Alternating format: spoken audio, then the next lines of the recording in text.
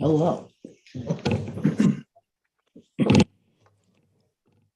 Welcome everyone to this April meeting of the Denali Borough Assembly, April 13th, 2022 at 6 p.m. We are in the Tri-Valley Community Center and broadcasting over the internet. If anybody would like to participate in the meeting tonight, I sure hope you do. You can reach out to us on the phone at 907-683-1332 or email our clerk, Amber Renshaw, at arenshaw@denaliborough.com. Or you can find a link to the Zoom meeting on our borough website. There's one to just watch the stream and one to join the meeting. So right now we'll go into a public hearing on our 2022 budget amendment. And then shortly after that, at the beginning of the meeting, there'll be time for public comment. If you'd like to speak to us about anything else on the agenda or anything else pertinent to the assembly. So don't hesitate to reach out. We know you're listening out there. So with that, I would like to open a public hearing. And we have Ordinance 22-01, the fiscal year 2022 budget amendment. Any testimony regarding that ordinance? And we didn't get any emails before the meeting and Not before the meeting, and I don't think anything's come through. Let me just check.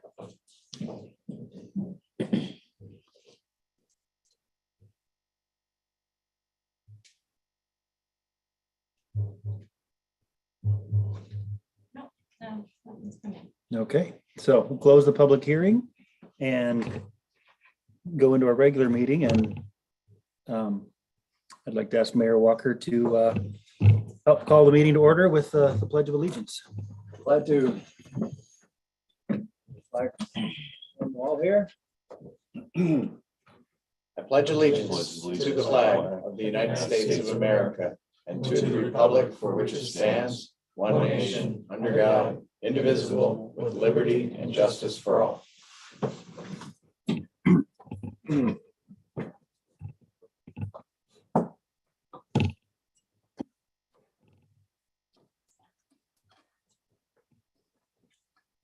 And I would ask our clerk to call the roll, please. David Alexander, Here. Talon Shreve, Here. Krista Sapone, Here. Dominic Canali, Here. Lisa Minor. Here. Joe Chatfield, Here. Jeff Stanger. I'm here.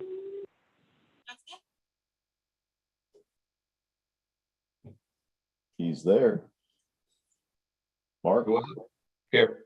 Can hear. Jared Zimmerman. Here. We have a quorum and a full house. All right. And now I'd like to open up the meeting to public comments. Public comments from the audience? And we didn't receive any public comment that I know of. And anybody on the Zoom call wish to comment at this time?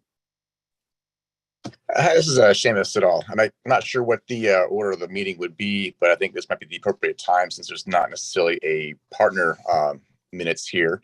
I just wanted to briefly say thanks to the community for allowing us to serve them with COVID concerns and COVID needs. As we are all aware, the service ended at the end of March. And so now we're kind of moving into the summer season with the Canyon Clinic. So I wanted to just provide a brief update on future available services with us opening our doors May 7th. So earlier than normal, but hoping to expand out a little bit to get to the community and to the incoming employees for the busy summer season. One update that we're looking at having is the goal of X-ray capabilities, which will be new to the community, hopefully by mid-July. We're in the process of getting a unit currently and looking to have it installed should everything align and work out well by mid-July or so. that's really all I wanted to say, besides thank you all for the opportunity to provide the services and the opportunities to speak to you all for these meetings. It's been meaningful to me for sure.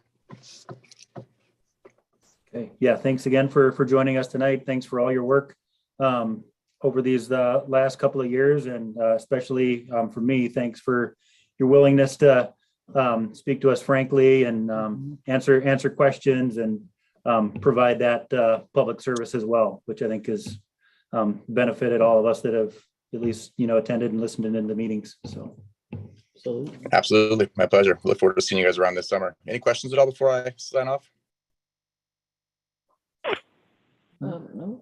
Doesn't look like it. Yeah, thank you and best of luck this summer. All right, farewell. Nice.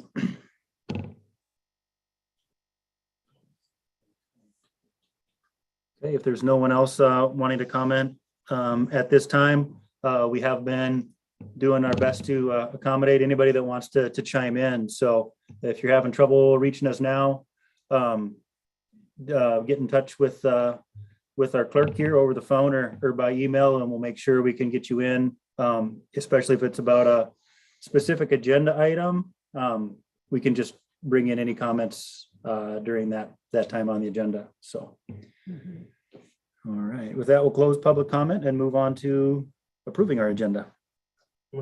I'd like to make a motion to amend the agenda based on the fact my flight back up to Alaska was canceled yesterday, and I'm rebooked for a flight that departs in a little less than 2 hours from now. I'd like to move that the agenda for the April 13th, 2022 Assembly regular meeting move items H, ordinances, and I, resolutions, ahead of item F, reports, with the exception of the Finance Committee report.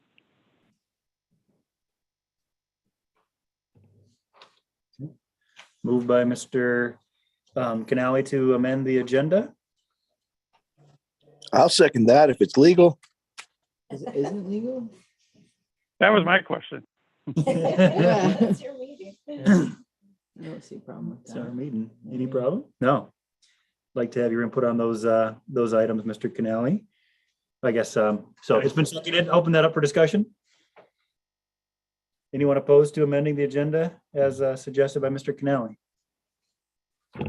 If I can clarify one thing, Dominic, you said that with the exception of the Finance Committee report, did you want to do that report first and then jump into the ordinances followed by resolutions?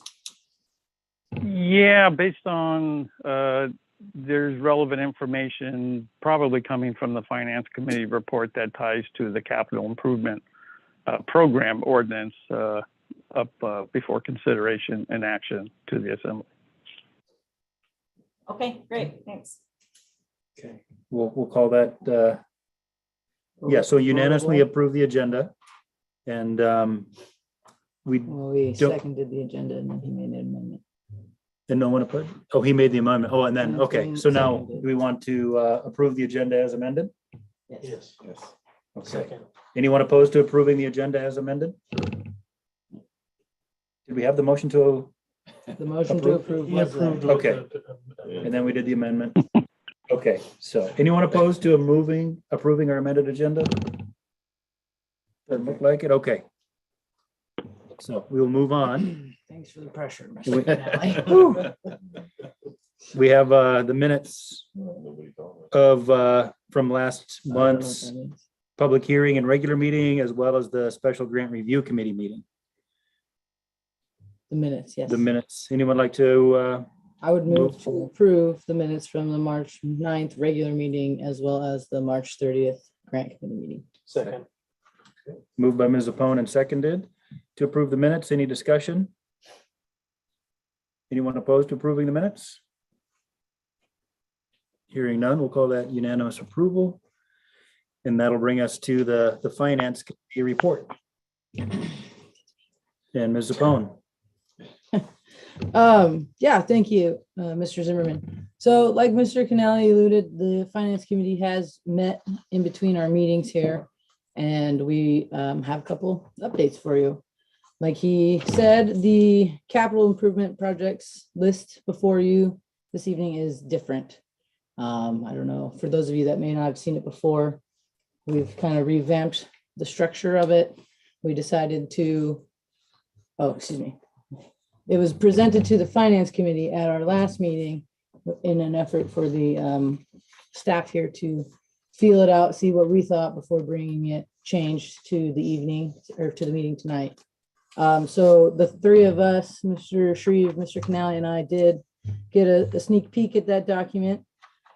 Just a few notes from our meeting regarding the change is that we were aiming for some more details and increased transparency on this document. You may not have seen it before, Mr. Johnson, but it was more of a narrative based with some numbers scrambled in the middle and then another narrative, some more numbers, and it worked. But with the coming opportunities, the staff was really looking to reorganize that and make it more usable for us as a whole. Yeah, so that's kind of like, if you imagine when we talk capital improvements, we're talking long-term plans. So it is a working document, but yeah, so that was the main note for that. And then the other two topics that we really discussed at that meeting was the coming of an infrastructure bill from the state or through the state. Federal bill. It's a federal bill through the state regarding infrastructure projects. So we discussed quite a bit about looking at projects that are shovel worthy, not necessarily shovel ready, and then trying to provide those entities or those projects with needed resources to submit for that money.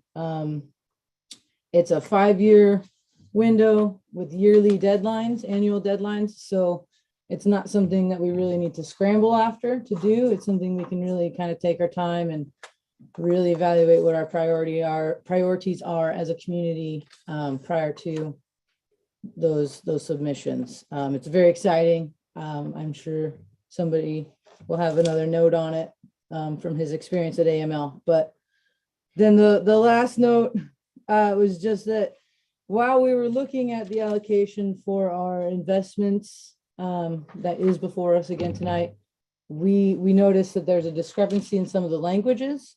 Currently, there are 2 different places that mandate how we invest our funding, and they say, what does it say? Sorry, hang on. 5 times we would reevaluate the investment strategies either every year or once the investment portfolio is 5 times the budget. And in reality, Mr. Mayor told the mayor and our treasurer told us that that is actually like a 20-year thing before our budget will ever be that big. So the notes that we have from there is that annually the Finance Committee and the Assembly has been reevaluating that anyway. So we're really just warning you that in the near future, we'll see some litigation to make those 2 actions match what we're actually mandated to do. Full disclosure, it's just one of those oversight typo type of things where one document says you do it here, the other document says you do it here and here. So we need to codify. Amend the code. Amend the code. Yes, sorry. It's hard way around the square there. Anyway, so that was our meeting in my nutshell as far as reportable information. And I will open it to Mr. Shreve and Mr. Canali while they're here for their own opinions. Yeah, for the infrastructure bill, just looking really forward to being able to get some projects in there and setup of things that we've been talking about for years. Being able to put our hat in the game and show that we have shovel-worthy projects ready to go.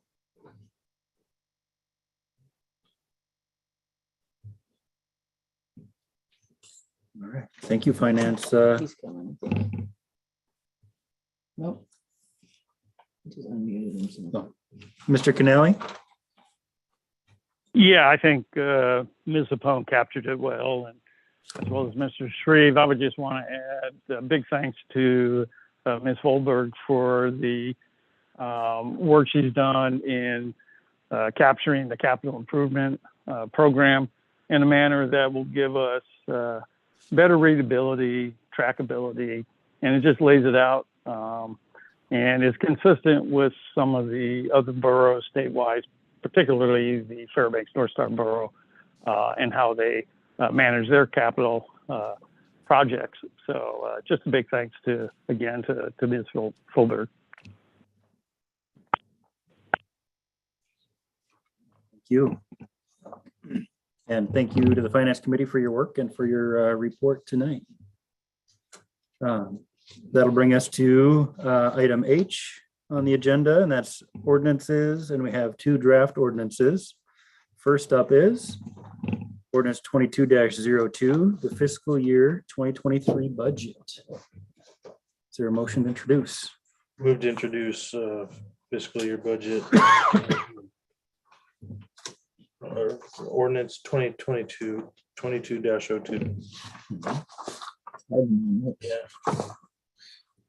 A second. Okay, moved by Mr. Shreve to introduce, and it's been seconded. Mayor Walker, I believe you had a lot of staff time in on this one. There has been a lot of thought, a lot of work, and yeah, thank you, Mr. Zimmerman. And I do want to thank the staff for their diligent work in putting together this budget and putting together a little broader presentation for you this evening as well. So let's kick it off with that, the higher level PowerPoint that we have. We have it on the screen over here. And is there a way that we will be able to bring it up on? It's coming. There as well, yeah. So, we wanted to kind of walk you through. We have some newer members, and it's a good refresher for everybody about how we budget, basically. And it's different. It's different than a lot of places. In fact, you could say it's unique. So, so let's walk through the budget process and the budget timeline before we get into the ordinance itself. Sounds good. Great. So you see the slide show both on your screen and on the screen up here. Ready to start this? Okay, so we're going to talk about the timeline for the budget. We're going to talk about revenue sources. We're going to talk about our budget limitations and our budget responsibilities. And we're going to see what big drivers those are as we go.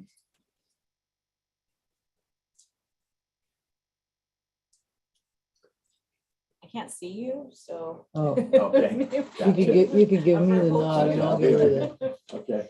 And it's on the screen too. Yeah. Okay. So we'll, I'm just gonna look at a little bit. Budget timeline. It is, it's on all of our calendars in terms of a lot of these different dates. And, of course, as the legislative body, the appropriating body of the borough, it's a big responsibility of the assembly, just as it is the biggest responsibility of our state legislature, right? To pass a budget in a timely manner. And we've been successful in doing that in a timely manner. And in fact, we'll get to one point of code that we have that ensures that it's in a timely manner. There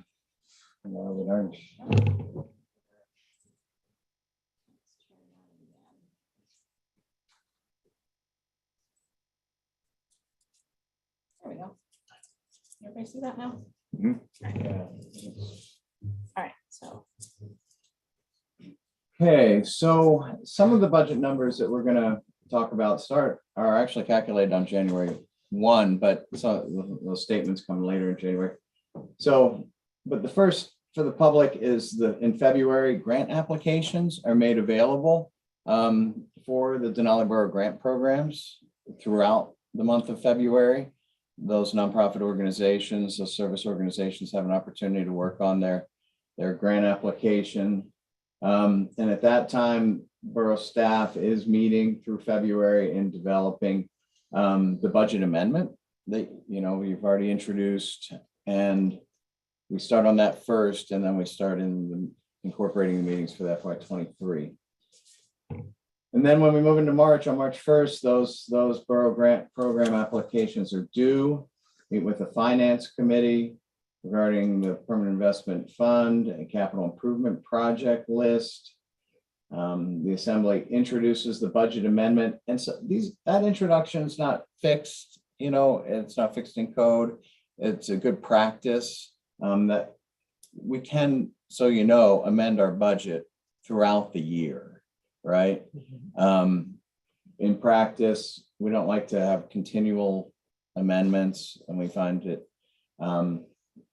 cleanest and effective to have a singular amendment if we don't have anything dramatic that comes up earlier towards the end of the year. And there are some significant actions that take place within that amendment we talked about last meeting, but we like to introduce it in March.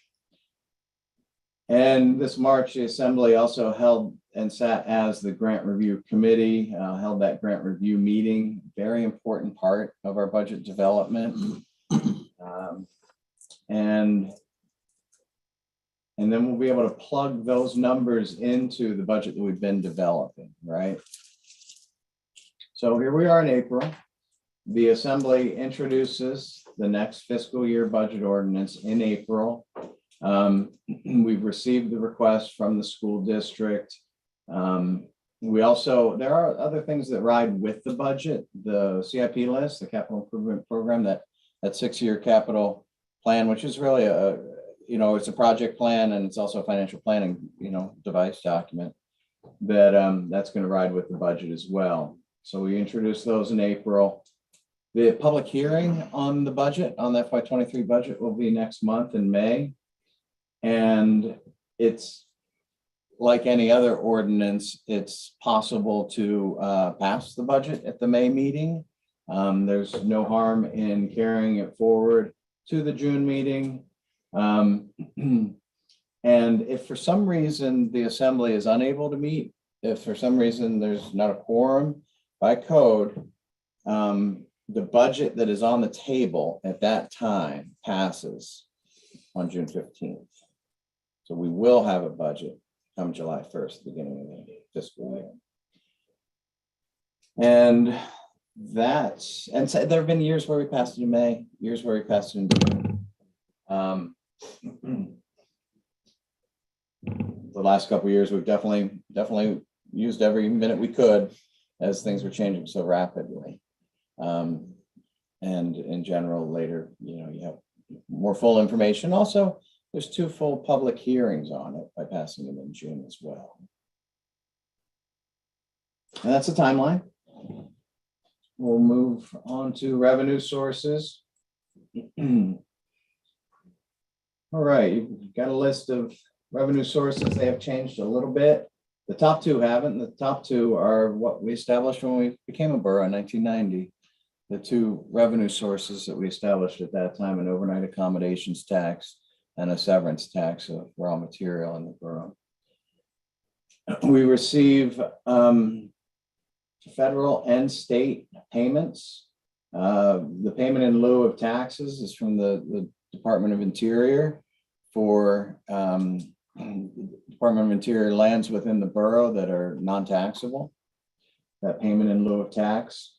And the state has a program to assist communities. It used to be called revenue sharing, and today it's called community assistance. They do make up, together they're over 700,000. Together they're a sizable portion of our revenue. That electric co-op telephone tax, that's in state statute. That's not something the borough enacted, and that comes directly from those organizations. Miscellaneous income, we've included some of those enterprise revenues here: solid waste operations, land operations. And then in fiscal year 2021, for half of that year, beginning in January 1st, we had a new revenue source, and that's the alcohol and marijuana tax at 5%. Fiscal year 2021 also saw the CARES Act and the receipt of CARES money with the rather strict usage, which we put to great benefit within the community through a lot of hard work by a lot of us here. And but at the same time, it was pretty prescriptive in terms of how the borough itself could use those funds. Fiscal year 22, you see some of those same revenue sources, alcohol, marijuana tax now entrenched, and a new revenue source, and that's it has a lot of acronyms. It comes from the act called ARPA, American Rescue Plan Act, and some people call it ARPA funds. But the fund that was established within that act is the SLRF, the State and Local Fiscal Recovery Fund. All right, so that's the source of these funds, right? The SLRF. And yeah, that's the funding that was provided with no correlation to economic damage, to loss, no correlation to loss. We lost over $7 million in revenue, and we were funded strictly on our year-round per capita basis. And so that's when the headline of the Fairbanks paper said, "We got hosed." And yeah, we really, that money that made up lost revenue for a lot of municipalities didn't even come close for us. It was $203,000 a year for 2 years, total 406. And we started lobbying our state, and thankfully, through a lot of partnerships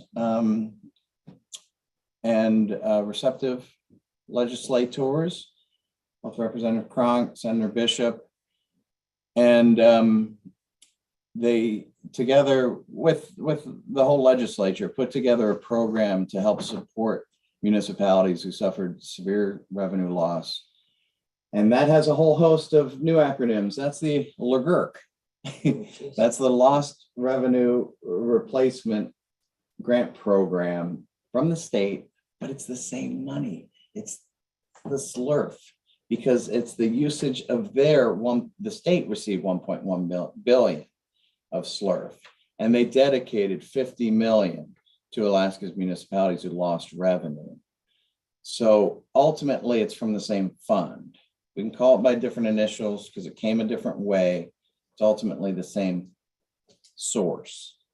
And we thank the legislature, we thank the governor, and then I had a chance to thank others just the past couple of days while I was in the symposium.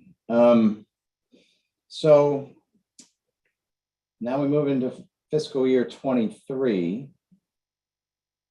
Oh, by the way, that big 3.18 that we got out of the 50 million, we got 3.18 million just hit our bank account on Monday.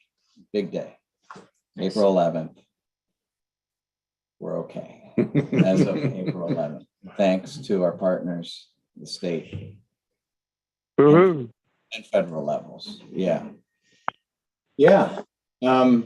That revenue is coming in 2023. We're proposing to utilize it, and pardon me, it's coming in 2022. This fiscal year, we're proposing to utilize it, as you'll see in the budget, in 2023. So in 2023, we do have a little bit of that still there, that 203 as well. So altogether from SLRF, we're going to receive 3.18 plus 406,000. And it's very important to our operations, as you'll see as we go. All right, so we've got some bar graphs. This shows our 2023 revenue. Doesn't have that state pass through. That doesn't have the LRGRC, the 3.18, because that came in this year, right? But we're anticipating that we're going to have a pretty strong visitor season. And And we're projecting that OA, that overnight accommodations tax is going to come in back over the $3 million level, back at 3.2. We've been over 4 million in the past. And And you'll see how the low. last time it was 4 million was 19. Yeah, basically 19, right. We'll look at that too as we go. But here are the sources, and maybe one takeaway from this bar graph is we have done some, I guess, diversifying of our revenue stream with the alcohol and marijuana tax. But as you can see in the graph, we're still pretty heavily weighted in one revenue source. And that revenue source did very well for us for a lot of years. All our eggs were in one basket, but it was a beautiful basket. And that basket grew and grew steadily, enjoying that steady growth. That's what everybody loves, slow, steady growth. And a good chart here showing that slow, steady growth, really without any, rate increase from 06 to that FY19. And what a drop it was. We lost 90% of our revenue. And FY22 bounced back pretty well. That FY22 is not an audited number. That's a projection. But all the other numbers on that are real audited numbers.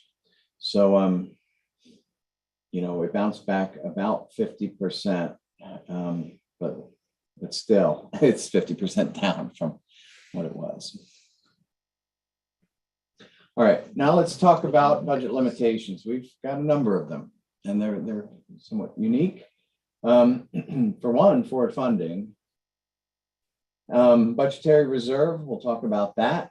How our grant programs are limited to how much we provide in assistance and in contributions to those grant programs, and that municipal assistance program also has a cap, a limit. What is forward funding? Proposed expenditures, this is from code, shall not exceed the total available reserves and revenues collected but not expended or allocated at the time the proposed budget is adopted. And I did do a Mondays with the Mayor on this one, and Amber put it in the slideshow. And so let's go ahead and learn more about forward funding from a couple years ago. You're good. That's exciting.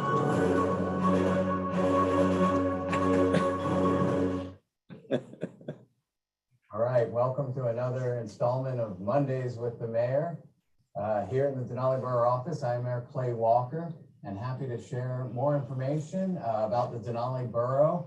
And we started in our first installment with a bit of the history of the origin of the borough, as we were established in 1990 as a home rule borough with limited powers and collecting a couple different tax revenues from overnight accommodations and from the severance of raw materials.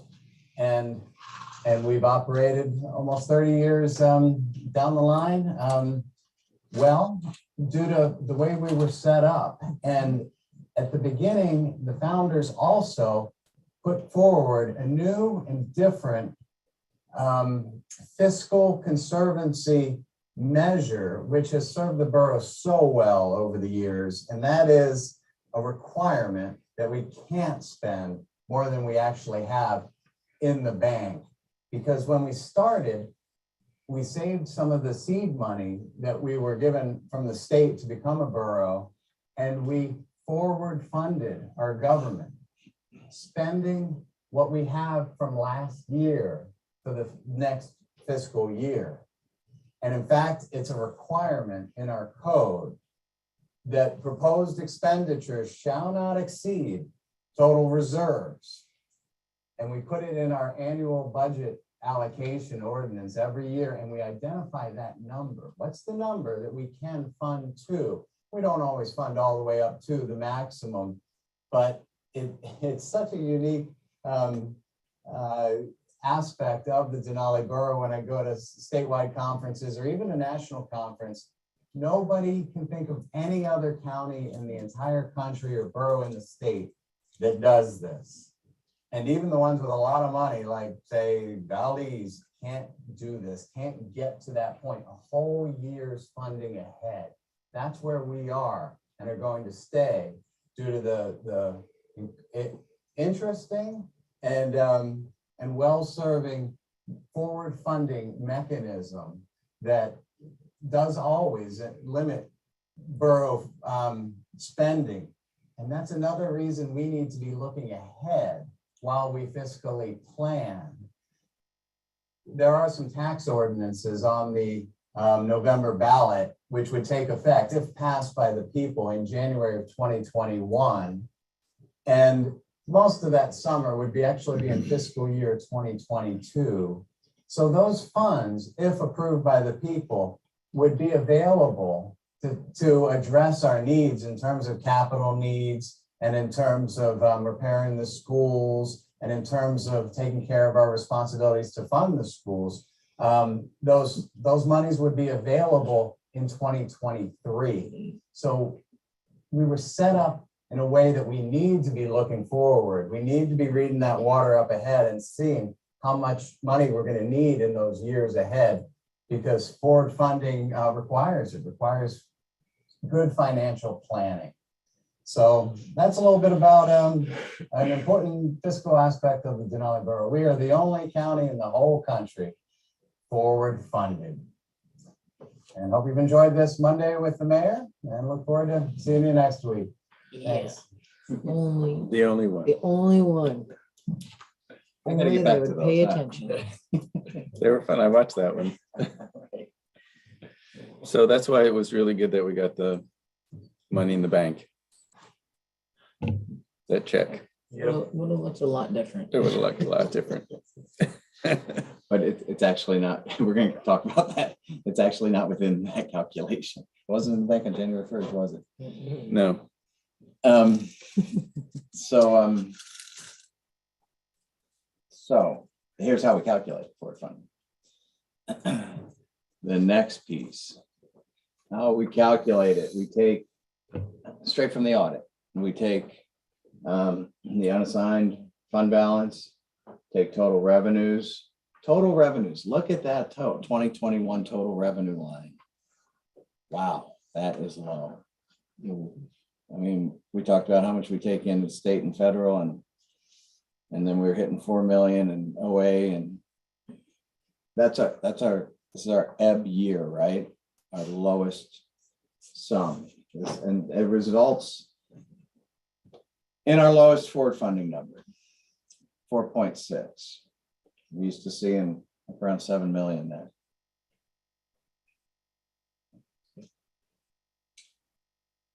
Let's go ahead and keep looking at it. Things that we need to budget for, things that are included within that limitation, right? The budgetary reserve. Here's another budget limitation. Here's another fiscally conservative, budgetary mechanism, which requires that you budget for no less than 15% of the funds available on January 1st. And how do you ever use that? We usually don't. We usually, as we are with this current FY22 budget amendment, zero it out, that budgetary reserve. And then that money's available for next year. It's carried forward, right? Here's how it's calculated. 15% of what the bank statements show. And this year, I was kind of pleased to see it going back up a little bit. I've been watching that number go down as our financial position contracted. And it's back up over 950,000, which is actually a pretty healthy number. But it also means that almost $1 million is going to eat up, that a fair chunk of what you can do for forward funding. You have to budget for it.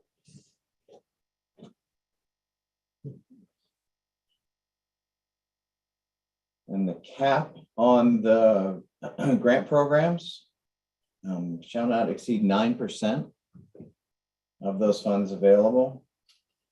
And we talked about what that sum was at the grant review meeting. And the recommendation that was put forward came snug right up to it. And municipal assistance for municipalities within, incorporated municipalities within the Denali Borough. Don't participate in those other grant programs. That's capped as well at 1%.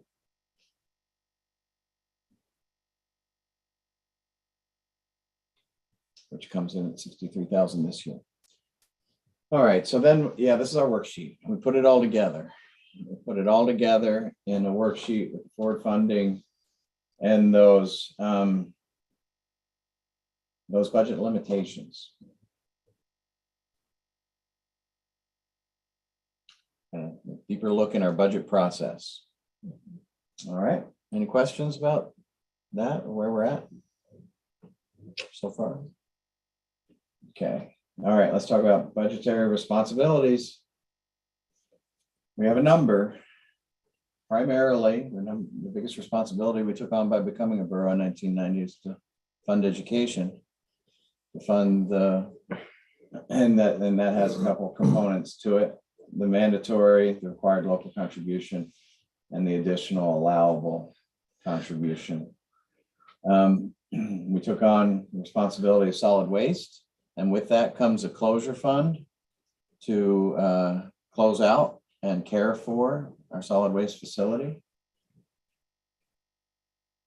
Responsibility to the people and their safety through funding emergency services. We do that through a per capita funding that's in code.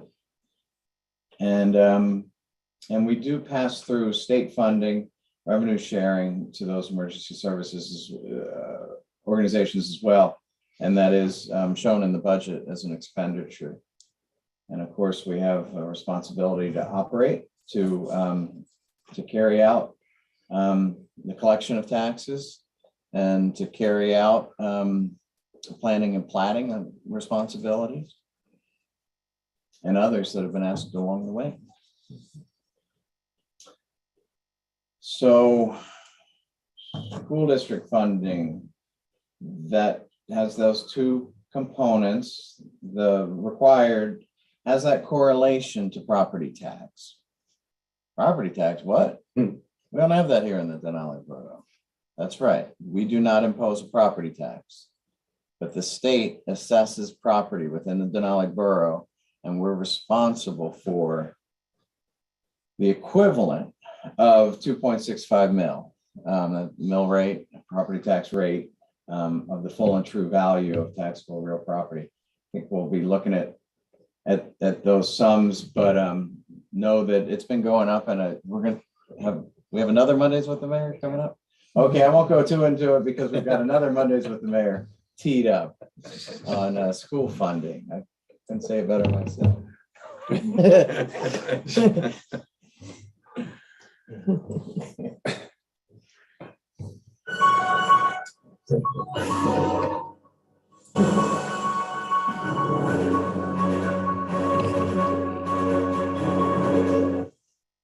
Hi, welcome to another installment of Mondays with the Mayor. I'm Clay Walker, the Mayor of the Denali Borough, and this time we look forward to sharing some more information about education funding. Funding education here was one of the main responsibilities we took on when we became a borough in 1990. And we've lived up to that by funding it often to the maximum allowable. And there are a couple different components of the education funding that are kind of interesting and have their own nuances and potentially some changes in the years ahead. So I'd like to kind of run through what those two components are so that everybody knows how we fund our education and what it's tied to and what it might look like in the years ahead. One of the components is the required local contribution, and that's determined based upon the full value determination of the real and personal property in the borough, which is assessed about every 4 years. And Currently, it's about $364 million, and our required local contribution is 2.65 mils of that full value determination. And that full value determination has changed over time. In fact, in this little history, you'll see here in FY17, it was 655,000. The state assessor came and did an assessment of property here in 17, and in 18, our required local contribution went up 47%, up to nearly $1 million. That's a direct savings to the state of Alaska. It did not result in more money for our district, for our education here. It's a direct savings to the state. And there may be more of that coming. As you see here, we do fund our district to the tune of $2,769,000 this year. We're proud to provide them both that required local contribution and the additional allowable contribution. That's a totally different calculation. It's 23% of the basic need. The two are independent. And again, that one, the required local contribution, saves the state money. And as we look towards the future, we expect it to go up again. In FY22, we'll have another assessment here. There have been some significant improvements, significant new developments in the borough since then in terms of valuation. And we do expect to have an increase in that number in the years ahead. Also, there's talk in Juneau about changing that 2.65 rate up to what's in statute, which I believe is 4 mil. There's talk about that going up, which would be another transfer from the state to local municipalities for education funding. It is a partnership with the state. We do fund about 27% of the school's operating budget. Of course, the rest coming from the state. And as we look to the next segment, next Monday, we'll talk about the other big part of that shared responsibility for education between the borough and the state, and that is the major maintenance of the buildings, which is a big topic, and we'll save that for another Monday with the mayor. Thanks for listening in. Thanks for learning more about how education is funded here in the Denali Borough. See you next week.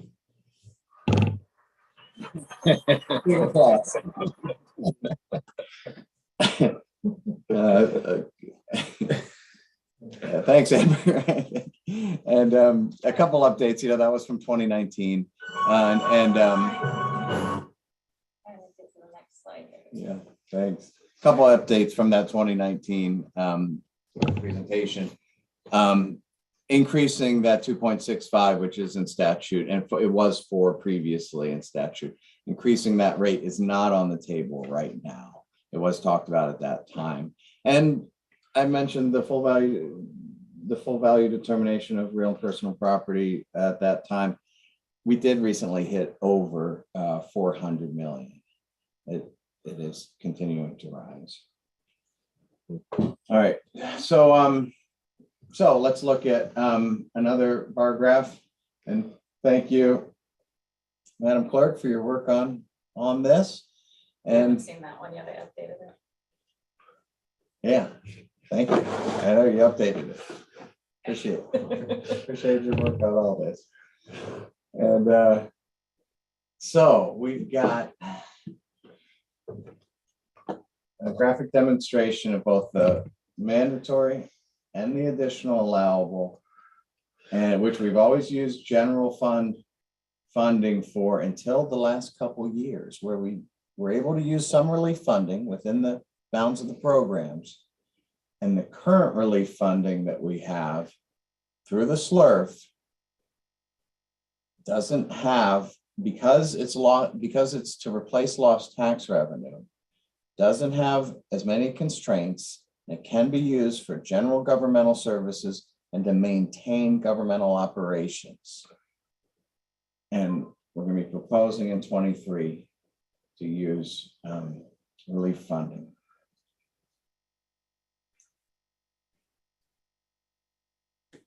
Any questions on that one?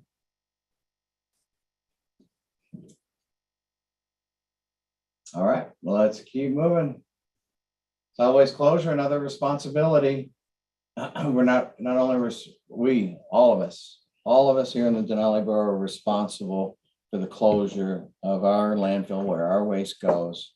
And we're responsible for post-closure care, 30 years. And post-closure care entails, making sure slopes are maintained and such, but also entails a lot of well monitoring. Make sure you're not impacting groundwater. So, so currently we do have a sub account dedicated to that that fund, and in our budget, we're committing. Sorry to interrupt. And the landfill is predicted to close when? It's been a moving target, but yeah, the latest lifespan estimate is utilized to come at that calculation, definitely. And it was around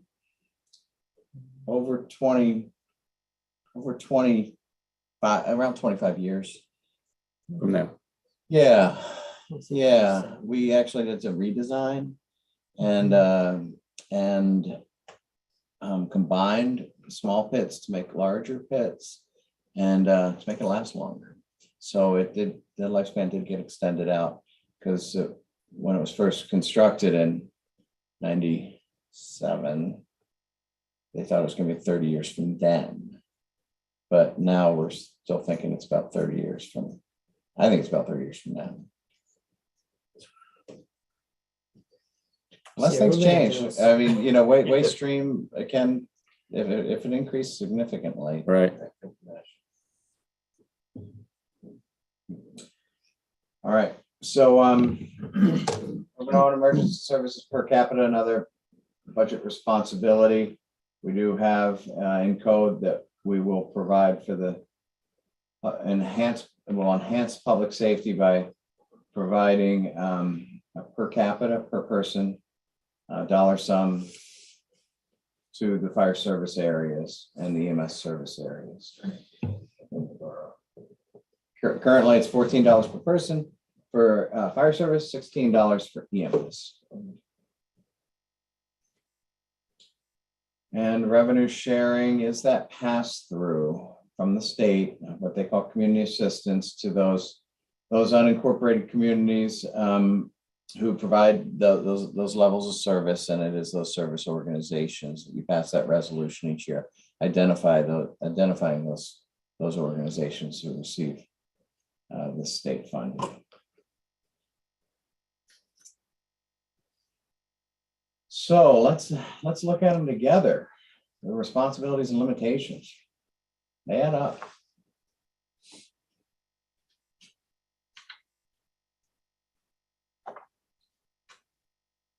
Add up to $4.36 million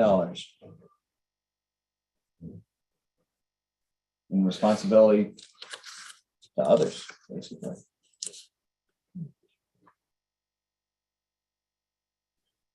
Now let's talk about our operations and other nonprofits that are non-emergency organizations.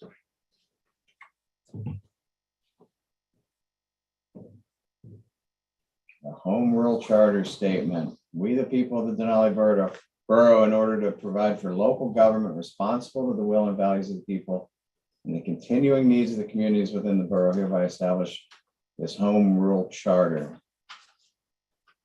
We took it on. We took on the responsibility for local government. And so let's talk about our governmental operations. Self-determination is a great thing, but it does come with some expenses. And so examples of governmental operational expenditures, of course, staff salary, benefits, running elections, solid waste operations. Yeah, we do account for a couple of these things in enterprises, but we're going to put them all together here. These are things we need to do. We're required to do land management, land planning, You know, by receiving MLEs, municipal land entitlements of over 49,000 acres. We then have some responsibilities towards planning, management, and also surveying of those lands, which is expensive. We need space to operate, office space, rent, equipment. We need supplies, and we do need technology to carry out these operations.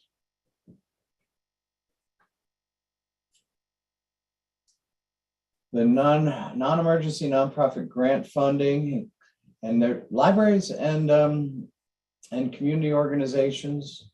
These are supplemental funds to help them achieve their mission of providing services to people of the Denali Borough.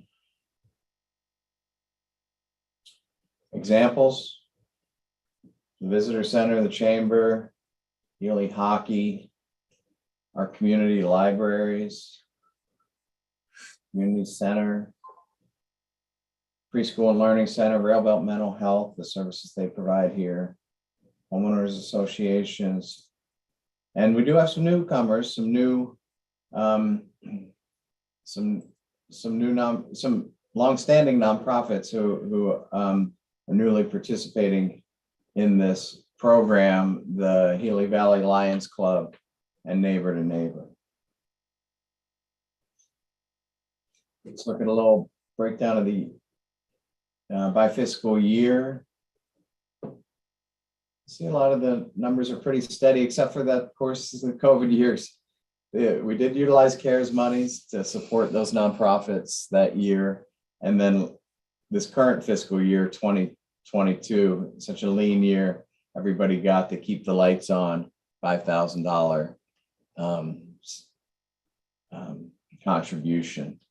But this year, we're recommending to get back to some more levels that we saw before.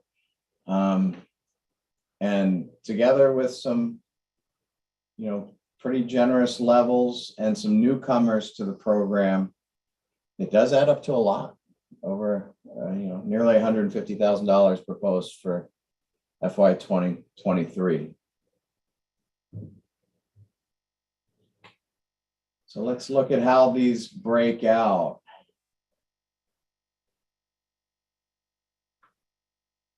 So all that blue is that defined or required expenditures, those responsibilities.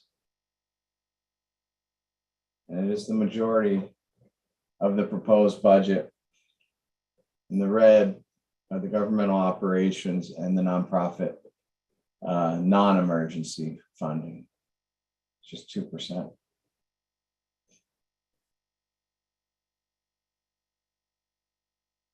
And here we graphically look at money that we distribute to other organizations, 52%, and the money that we conserve for future budget years through the budgetary Assembly Budgetary Reserve, 15%. And then the money that we can use for operations, inclusive of solid waste and land management. Did you notice that forward funding amount, that 4.6 million, and that budgetary responsibility number, 4.36, almost the same. Small little difference there.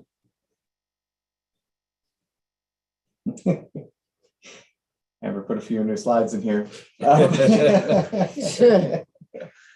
haven't seen this one either. Yeah, all right, I like Barney. Thank goodness for state and local lost revenue relief funding. Indeed. What a budget year this would be without that. What a challenge we would have to provide for our responsibilities and provide governmental operations. Here, we would have seen draconian cuts. So thank goodness, some good partners, and the state saw fit to share some of their SLRF monies So they're political subdivisions, you know what counties are sometimes called to the relationship to the state, the children in the state. And, they saw fit to share with their children in need. So we give thanks to that support. And now we're looking at another graphic representation. The light blue are all the expenditures that will be paid for through that funding in this proposed budget. Dark blue, general fund dollars.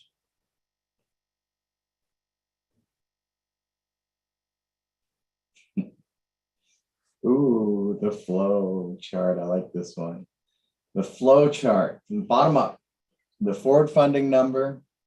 It's where we start. It's always where we start. That worksheet.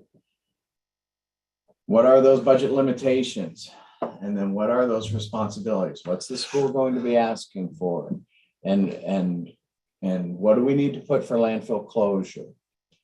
What do the emergency services need to operate this year? And the last thing we look at, governmental operations, and solid waste, which includes a lot: solid waste, elections, land, rent, and such. And that's how we develop a budget. Okay. Well, Jared, You got two more. he's got Oh, two more. He's not done? done. Okay. He Okay, doesn't even know he's not done. what do we got? I threw in some more I slides. don't- He hasn't seen some of those. Bring it at me. He looked What like do he we was got? done. This year, we're using those grants, Oh, those gotcha. funds along with our. Oh, yes, this year, I see. Thank goodness for the relief funding, how together our general fund, forward funding that we have conserved. I mean, we worked our tail off those past years to conserve general fund dollars. That was the mantra, right? And we do have some. And we do have some forward funding and the local government relief. Together, they're going to be able to flow up and take care of those responsibilities. And enjoy this last slide. Make it work. Take what you've got and make it work.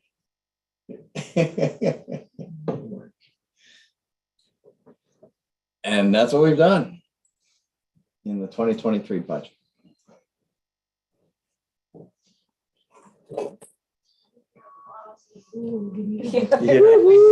The end of right. Mondays with the mayor, the Wednesday night. So Jared had to step outside, so per order of command, I'm now in charge, I guess, so sucks to be the rest of you. Anyway, thank you for your presentation. That's our first time seeing it like that, and I really found a lot of value in having it on the screen while we were talking about it. So if I recall correctly, that was just our introduction to the item A on our agenda. I don't recall a motion to There introduce. was a motion. There was. Made to introduce, and it was seconded. Okay, so that has been done. Now that we've seen the presentation, I would like to open this for discussion, if anybody would so choose. My screen is locked.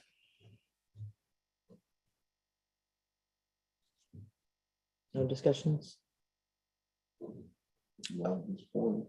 Okay, hearing no discussion, then I would ask for a, is it roll call? For a roll call vote on the introduction of the ordinance 22-02 fiscal year 2023 budget. Thank you, Mrs. Clark. David Alexander, Yes. Lisa Minor, Yes. Dominic Canale, you with us? Yes. Jeff Stanger, Yes. Joe Chatfield, Yes. Mark Johnson, Yes. John Shreve, Yes. Chris Zepone. Yes. It is unanimous. Thank you. It brings us to our next draft ordinance, ordinance 22-03, the capital improvement programs list. Move to introduce ordinance 22-03. Second. It has been moved for introduction and by Mr. Shreve and seconded. With that, I will nod to you again, Mr. Mayor, if you want to read us through this. Sure, happy to walk you through the 6-year capital improvement program. I do appreciate the Finance Committee's work on it. I do appreciate Teresa Floberg's work on it, staff member who put it in a different and I think better format. And there is still some consistency in that, the major school maintenance projects, they are consistent with the school's CIP list as well. And so we don't go fiscal year by fiscal year in this new way of presenting it, but by kind of category, right? So we start off with the school maintenance projects, and within that category, we look at the fiscal years on down, and we also say that the projects listed below will only take effect upon receipt of that DED major maintenance grant matching funds, where the local cost share is 20% of that project. And we have been advocating for funding that program this year, and we're hopeful. We're hopeful, although we haven't seen any numbers on that yet. Hopeful that Anderson project will be funded this year. It is pretty high up on the list. And we'll continue to work with the school district in aligning our lists and having that consensus on those projects that we put in through that program.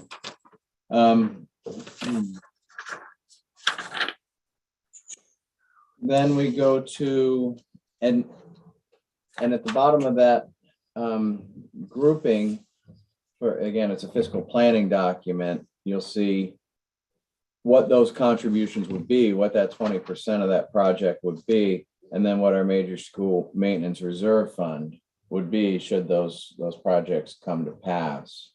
And our major school maintenance reserve fund is sitting at a pretty healthy number right now, especially within the amendment. We've got another injection into that fund, and so we're definitely able to participate and be a partner. We do need the state, though, to be a partner in our major school maintenance program. And we move into capital improvements, again, kind of by fund source, right? This segment is going to be funded out of a different dedicated fund, out of that capital improvements fund. And here we have projects such as the street sign installation project. We are seeking out grant funding for that, and we're hopeful for that, but we also want to put some funding in our CIP here. The CIP also helps us go out for that grant funding, and it may come to pass that we don't get that grant funding, and we want to come at that project with our own capital improvement fund dollars. And to utilize these dollars, that would be a separate ordinance, an allocation ordinance that would come to the assembly. By approving this ordinance tonight, you're approving the plan, but any actual use of dollars within these fund accounts comes through its own separate allocation. And storage building, recycling storage facility at the landfill is another need this year. Those batteries, the solvents, paints, HHW, those oils, electronics, we're doing more with electronics. We're doing more collection, segregation, and would love to get it undercover, better than it is. And so we've got some money in there for that capital project this year. And we do have some money that speaks to a school. We do have a plan for coming up with a plan, really is what this one is, where we'd like to plan improvements on the north side of the Tri-Valley School in terms of parking, in terms of recreational facilities. What that looks like could include the soccer field, some recreational upgrades there, and planning for those. We want to we have that proposed, and those are the main things we've got proposed for you. That municipal building that's been on this list for a lot of years is a little further out in this plan in front of you.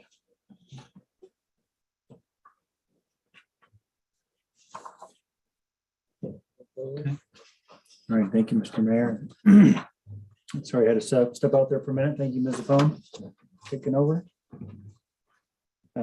So there is a motion on the table to introduce, been seconded. So any discussion on capital improvement program? I just have a user's note. It's not really pertaining to anyone. If we could maybe make the year target a little bit more distinct as separate from the information, it kind of blurs in with the numbers when you're kind of reading it. I don't know if there's on the back side of it, and the improvements, there's a line through all the columns on the bottom half. You see that? Just, you know, as somebody who used to stare at a lot of Excel sheets. Sorry. Other than that, no, again, thank you to the staff and Ms. Floberg for changing it up, making it fresh. I like the changes. I had one question, specifically, I guess it's related to the recycling storage building at the landfill. But the oils, paints, solvents that the borough collects, we collect those for a fee. Is that right? And then hold on to them, and then we pay a fee to dispose of those?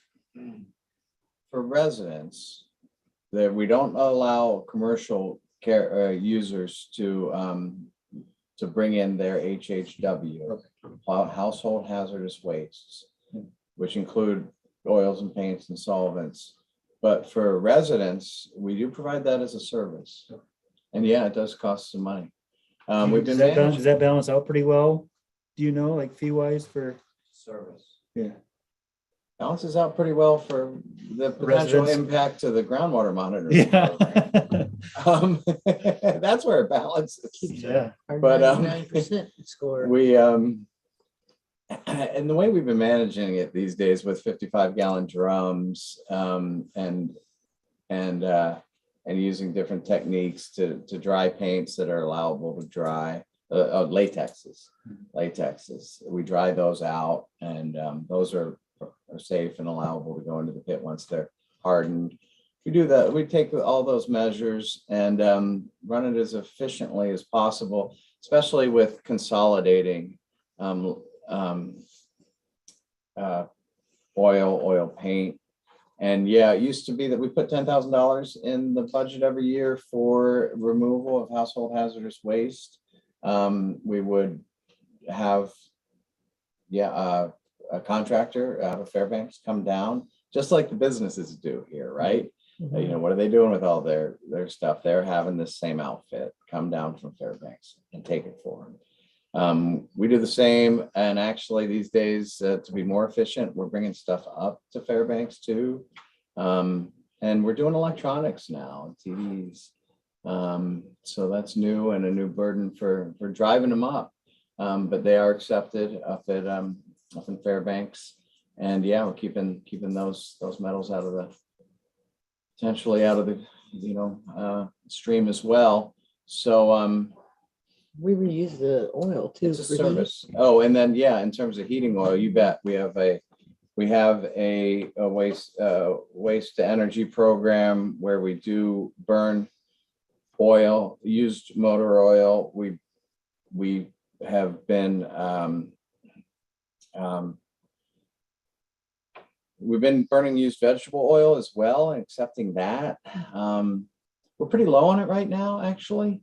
So if anybody's got used oil, bring it on up to the landfill. It'll help heat the facility and save the borough budget a little bit. Where does the vegetable oil? We That's were from the receiving restaurants? A lot from the restaurants, yeah. And we were blending it. We're filtering it, we're blending it with that oil. Mhm. And there was a point where it became a little much and we asked them to hold off. Mhm. So Attractive it's been a bears. management issue. I mean, it's been actively managed, I'll say. And we don't have great space for actively managing that stuff. We've got a couple connexes that are, don't have great access, and we'd like to get a slab. That's the most expensive part of this construction project is the slab. And the vision is actually to have two connexes on the slab, and the slab's going to protect in case you got a spill. And we've had a spill before, and it was a little costly. It was a big spill, but it was a little costly. And just puncturing one little drum can cost a bit, especially if it's not on the slab when you're digging out that soil. So to prevent that, a slab, a sump, and then the vision for this project, is two connexes with a span.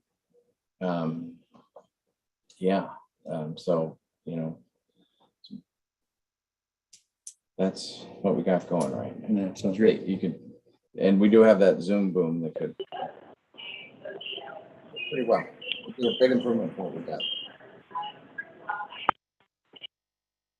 Mr. Denali? Yeah, I just wanted to support that project, just given the description by Mayor Walker as far as proper containment is critical when you are dealing with those substances, be it from residents, it still can open up liability to the borough. So ounce of prevention is worth a pound of cure.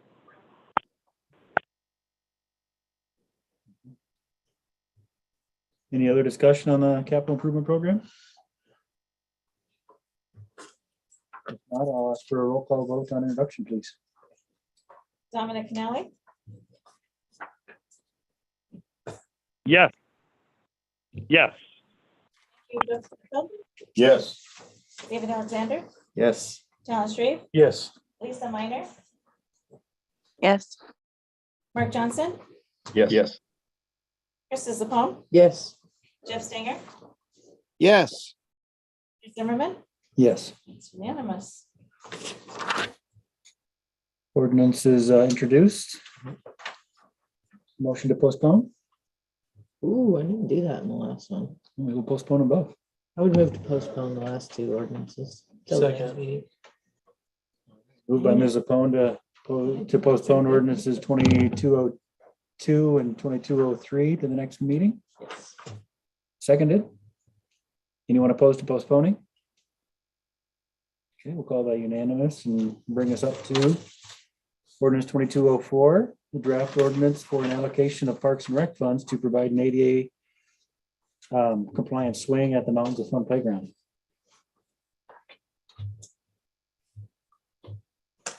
Is this the Mountains of Fun playground right out here? It is, yes. I move to introduce ordinance 2204. Second. Moved by Mr. Shreve to introduce, and it's been seconded. Mayor Walker? Yeah, we could speak to this. We did have a local community member who saw the need and saw the potential use and brought it forward as a potential project and worked with Mountains of Fun, and Mountains of Fun is pleased to add this ADA compliant swing, should the borough provide funding for the swing. And really be able to bring some joy, to a disabled child, which is a great thing. So in years past, we might have said, where would we take this from? Well, now we have a Parks and Rec fund.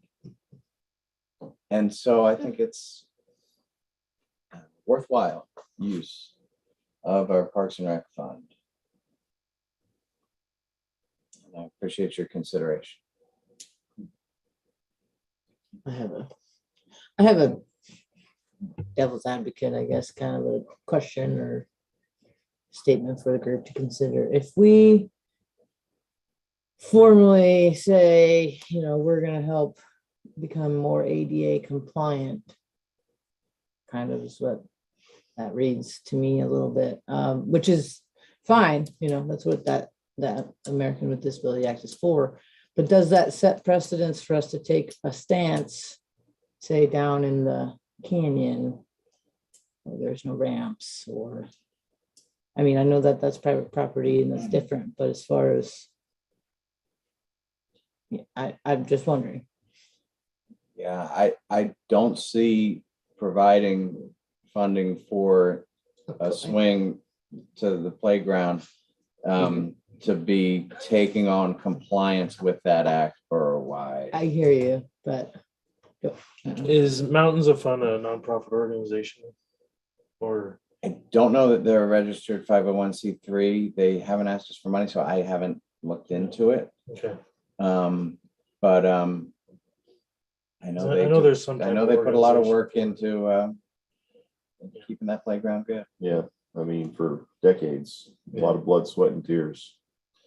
And it's come out of people's pockets, not the borough funds. Yeah.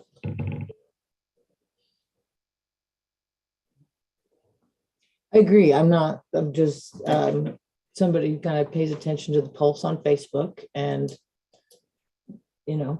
Americans with Disabilities has come up before walking around our borough. So just make sure everybody's in agreement. I also agree that this does not set precedent. I was just making sure we've all got it on our minds. Good question. Okay. Any other discussion? Seems like a worthy goal to promote inclusion. Absolutely.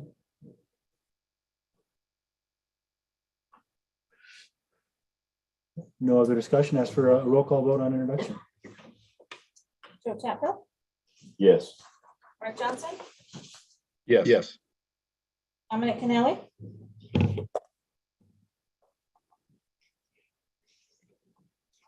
Dominic, you still with us?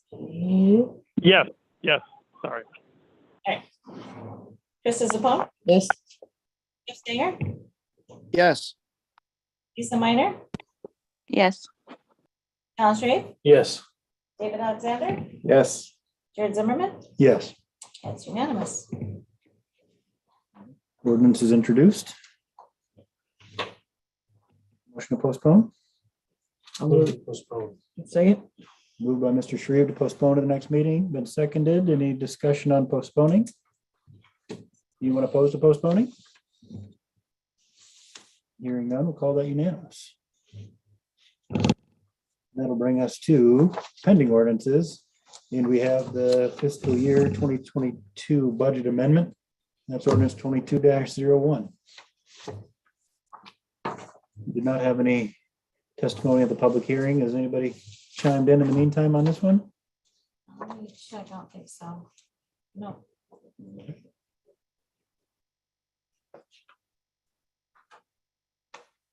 Mayor Walker, do you have a recommendation on passage, or if it's worth holding off another month for potential amendments, or? Yeah, that's a good question. It wouldn't hurt to hold it off, but at the same time, I think it's pretty ready to go. Madam Treasurer, I'll turn to you. He's good. We're good. I am not here. Good. We're good. Yeah, I think it'd be ready to go. Sure. Yeah, we did make some amendments to it Yeah. last, Yeah. last go around, and it all still fits. We did. Let me also point out another amendment. Amendments we made earlier, increasing some fuel line. And I did have some things in my report that speak to the change. And we have a little increase in rent. We have and that's for additional space that we can talk about at this time, or we can talk about in my report. If you read the report, it was in there.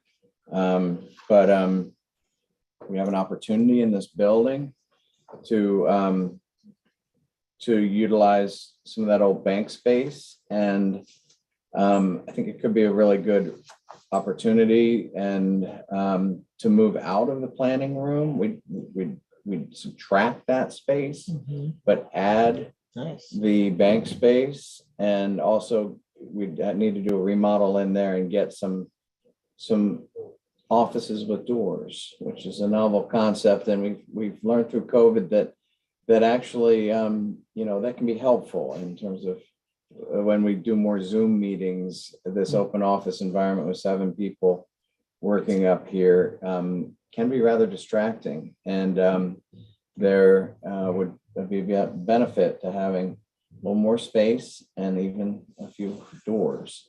So, so that's a proposal that's both within this amendment and within the 2023 budget. But that's an amendment that would need to be made. Correct. Oh, it's already in here. They didn't We have didn't that. make that though. We didn't amend that We up didn't last, amend that. last Yeah, month. no, that's news, Okay. right? If that, it's in red here. It's in red to remind us to ask, for Mayor A lot of Walker to red ask on you to this make freaking that. thing. I move to make the amendment. How much? Thank you. How much is it? You don't even know. 33,620 to 38,620, an extra $5,000. No, that's worth it. Okay. How much bigger is the space? A fair amount. Yeah.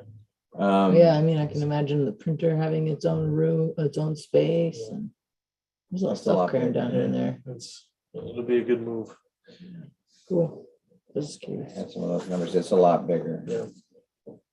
Be a chance to, Did you second? kind of No, reset. second. I'll say. And so I don't need, I just know it's bigger than, and Marshall won't be as cramped, and Certainly it'll just be a needs- lot more ability to have one-off meetings, to be able to go and do things than in the busy workings of things, Will be helpful. even if it's an. No, in-person. but my question really is, Marcia's the only staff member with a door.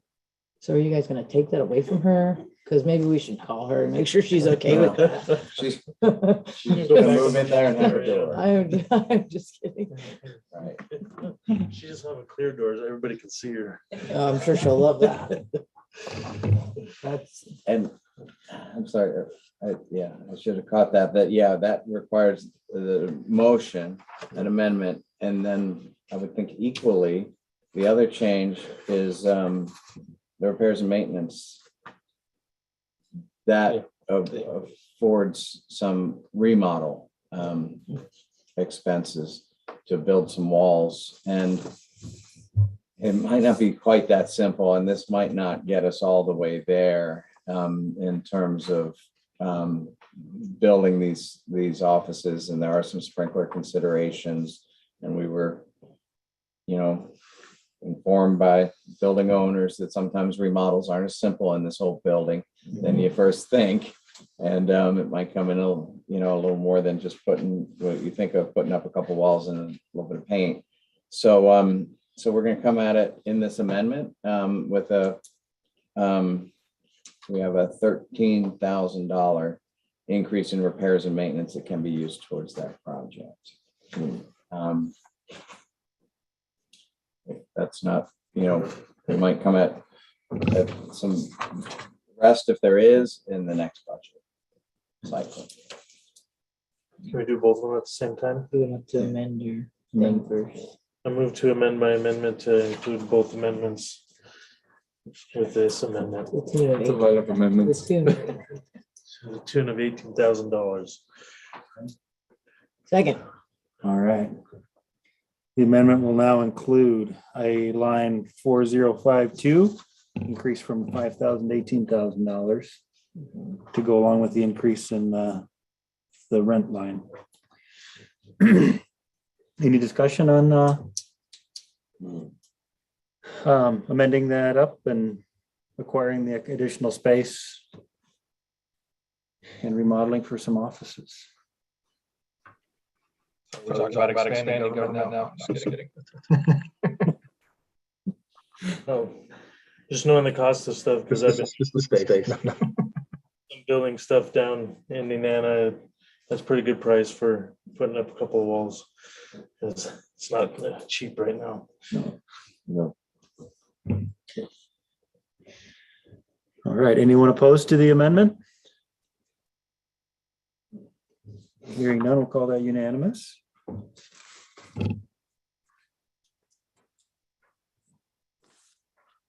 Any other items in red are ones we addressed at the last meeting.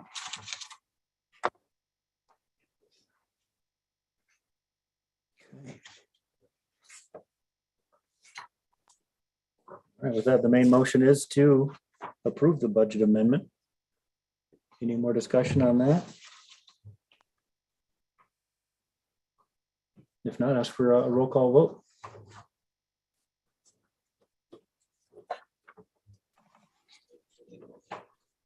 Al Street, Yes. Joe Chatfield, Yes.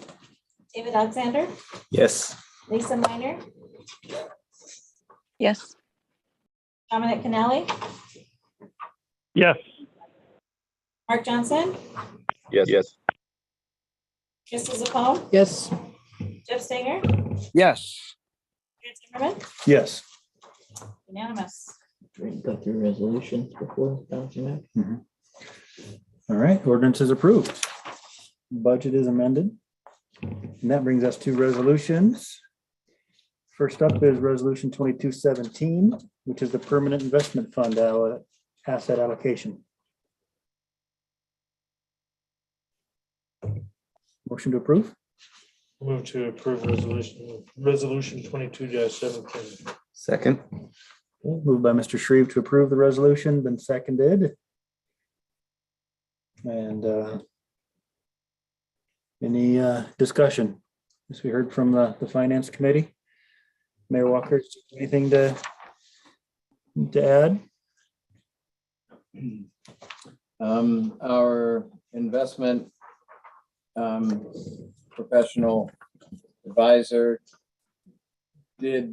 was in agreement with the proposal of maintaining these this allocation of 50-50 or up to 60-40,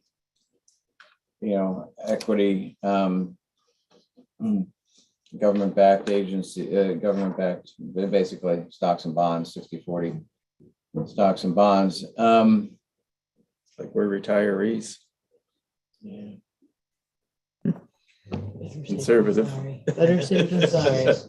We actually used to be more conservative. Yeah, and in our time on the committee, even we've changed this, so it's. We're way out there. Kind of tough times with the stock market fluctuations and declines, and of course, interest rates.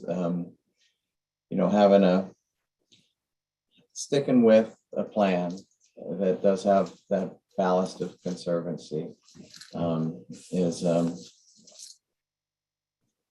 has worked for us in the past, and it's working for us. At the same time, Mr. Pone did bring up some of that language of the intent of the fund itself and what we have in code, and we want to work to kind of further define and maybe even change that definition. What's the goal of the fund? Is it really to grow it to 5 times your budget and then reevaluate? I think we evaluate it every year. Frankly, we evaluate the asset allocation every year. But, you know, we could look at some of that, that kind of intent language in code.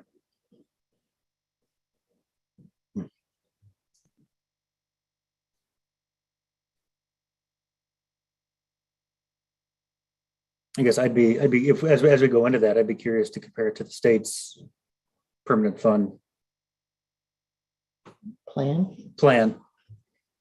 in terms of aggressive, where they're at. If these were initiated at kind of at the same time, or to go back and look, if that was some of the intent, was to mirror that program or not, to see where we're at relative to that, and have a conversation. It's like, is that where we want to be or not? Yeah.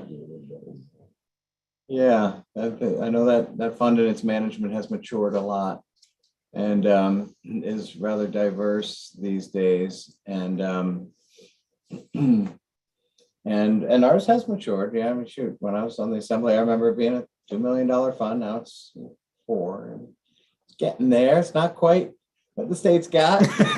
But, No, but someday. yeah. Why do they keep pushing their stuff on us? Slowly over time, right? And you know, I'd be happy to have, and I know our investment advisor would be happy also to engage with finance committee, and we want to plan a time for that, and maybe even engage with the entire, you know, assembly as well, at a future date. He's real helpful in terms of crafting language and has been helpful in hitting these targets. And we do have a pretty simple approach, which has reduced our fees. We went from a real kind of complex, we had a little more of a complex investment approach with more holdings and more active management. And yeah, we went to a little bit more of the passive management, the index funds for the stock side, and our investment manager helping with those securities on the bond and CD side. And it's working. It's working so well. Of course, we just had our best year ever. You guys, in the amendment, we got to allocate $440,000, which was half of the earnings of the permanent investment fund. It was the biggest allocation I've ever seen out of that's ever come out of that fund. And, you know, we put it to good uses, such as bolstering the major school maintenance fund, bolstering the Parks and Rec fund, and what else did we put it to? The solid waste equipment reserve. We put $200,000 towards our next piece of equipment at the landfill from the earnings of this fund. So we just had a pretty banner year. I'm not guaranteeing that's going to happen again. In fact, I don't believe it will. But we had one good year. No, we had a couple. A few of them. Okay. Any other discussion on approving the resolution? If not, ask for a roll call vote on approval. Jeff Stinger, Yes. Joe Chatfield, Yes. Minor, Lisa, Yes. Yes. Dave Alexander, Mark Johnson, Yes. Krista Zapone, Yes. Dominic Canelli, Yes. Jared Zimmerman, Yes. That'll bring us to resolution 22-18, or I guess the resolution is approved. And we'll move on to resolution 22-18 to accept local government lost revenue relief program funds. I move to approve resolution 22-18. Second. Moved by Mr. Shreve to approve, and it's been seconded. Any discussion on resolution 22-18? Thank goodness. Mayor Walker, do you have any suggestions on this one? It would be rather awkward Say no. if this were to fail. Or would be the funds are in our bank account. And we need them.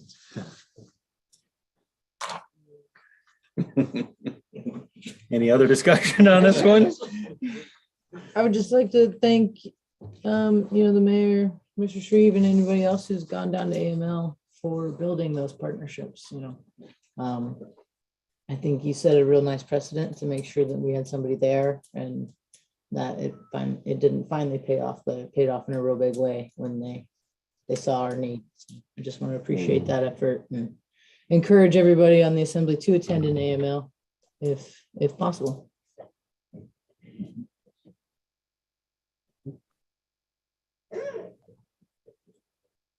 Other discussion? If not, a roll call vote, please. Okay, Krista Zapal, Yes. Mark Johnson, Yes. Chatfield, Yes. Taylor Swift, Yes. Yes. Dominic Canal, Yes. Lisa Minor, Yes. Jeff Steiner, Yes. Yes. Do they call him this way? that's unanimous. All right, resolution is approved. Funds are accepted. Yay. Formally. Formally.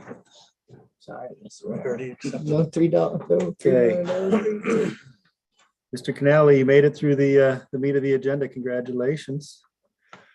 Well, thank you. Yeah. Well, thank you. And thanks to fellow assembly members for showing flexibility to move things around to accommodate my snafus and flying back up to Alaska. So I'll listen in as long as I can, and otherwise have a great rest of the meeting. Good job by all Mayor Walker's staff to put together those budget documents, presentation.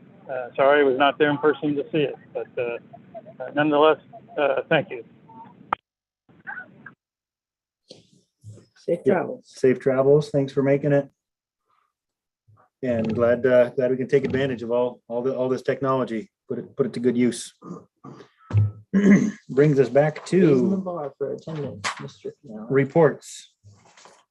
Vanessa Dusek is on. She's driving, so we might want to check with her to see if this is a good time or circle back with her. Yeah, we can keep Circle back. keep the partner report open. Ms. Jusak, or you can just chime. You have a good time. I'll pull over here. I'm out of the hills, so we've got service. Okay.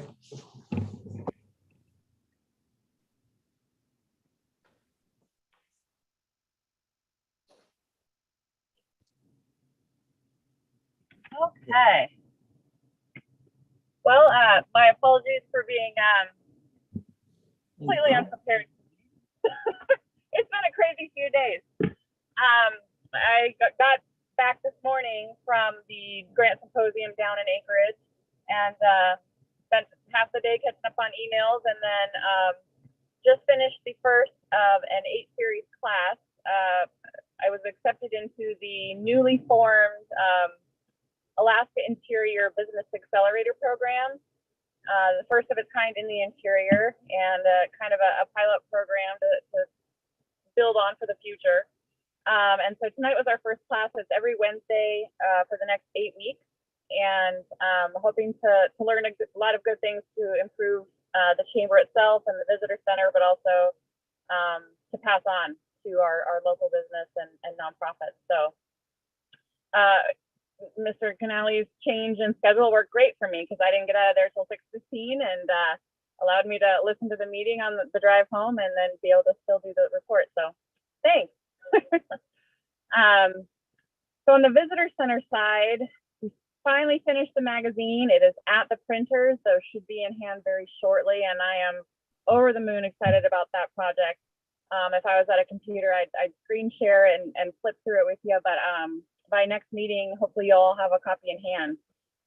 So really exciting to see that finished. And as I was walking through the airport and looking at all the different displays that were out, and the only thought in my mind at that point was, we're going to be there this summer, which is a pretty big accomplishment. So exciting news on that front. Also currently, some of the Alaska Community Foundation grant monies that were received are being used to build a very tiny new office down on the boardwalk.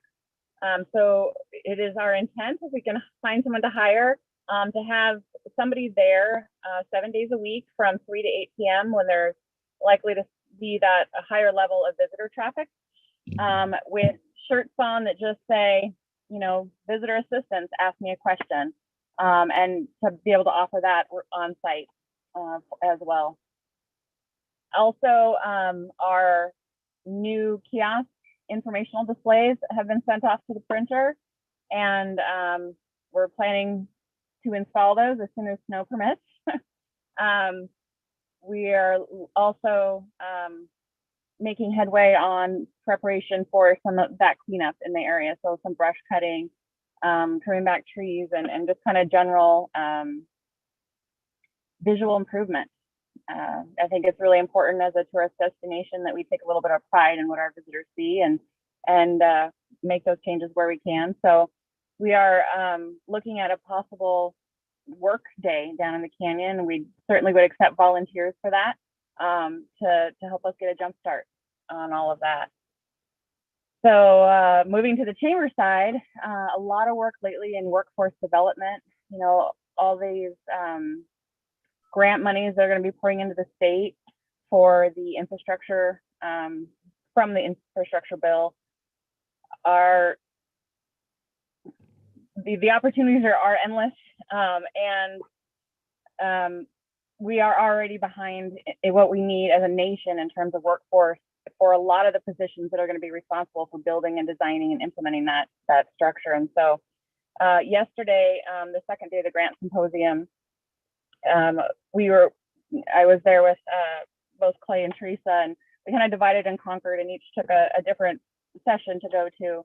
And I was in the workforce development session and found it to be actually really productive.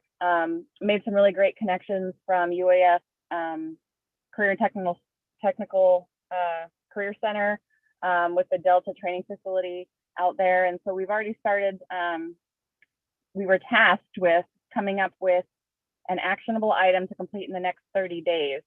And we all took a little piece and pie. And so plans in the works already to connect not just people entering the workforce in terms of coming out of high school, but those who are maybe ready to make a career change, maybe people potentially who have retired but are looking to come back for one reason or another, whether it's fiscal or boredom or just having experience of union contacts, CCC contacts, and be able to start funneling people into those programs and positions that we're going to need when this money hits the ground and those projects begin.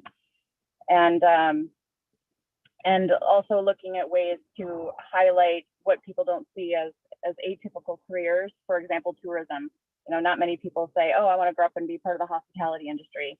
But looking at ways to reframe the areas in Alaska where that labor shortage already exists, and encourage people to examine them in terms of a career instead of just a summer job. So really a productive day there yesterday, building on some of the other things that are already ongoing in different areas. And our annual meeting is May 6th from 4 to 6 p.m. at the Denali Borough Resort. So we'd love you guys to join us there if you're available for the evening, and have some of these discussions with my board of directors and myself and our other membership, and engage in that way. And I'm happy to, well, I think I already did. I think I already created an event on Facebook. So if you're interested in attending, you can find out the link there and register. And I don't know where my notebook is to dig it out, but I think that's the majority of what I wanted to cover tonight. And if I missed anything, well, if that's important, I'll shoot an email. And if not, we'll update again next month. Any questions for me at all? Thank you so much. No, thanks a lot, Mrs. Jusak, and congratulations on your program. And sharing everything you learned with all of us here in the borough. Drive safe. Oh, sorry, hold on. I think maybe my Bluetooth took over and I can't hear you if you're talking to me. So I hope you heard everything I just said.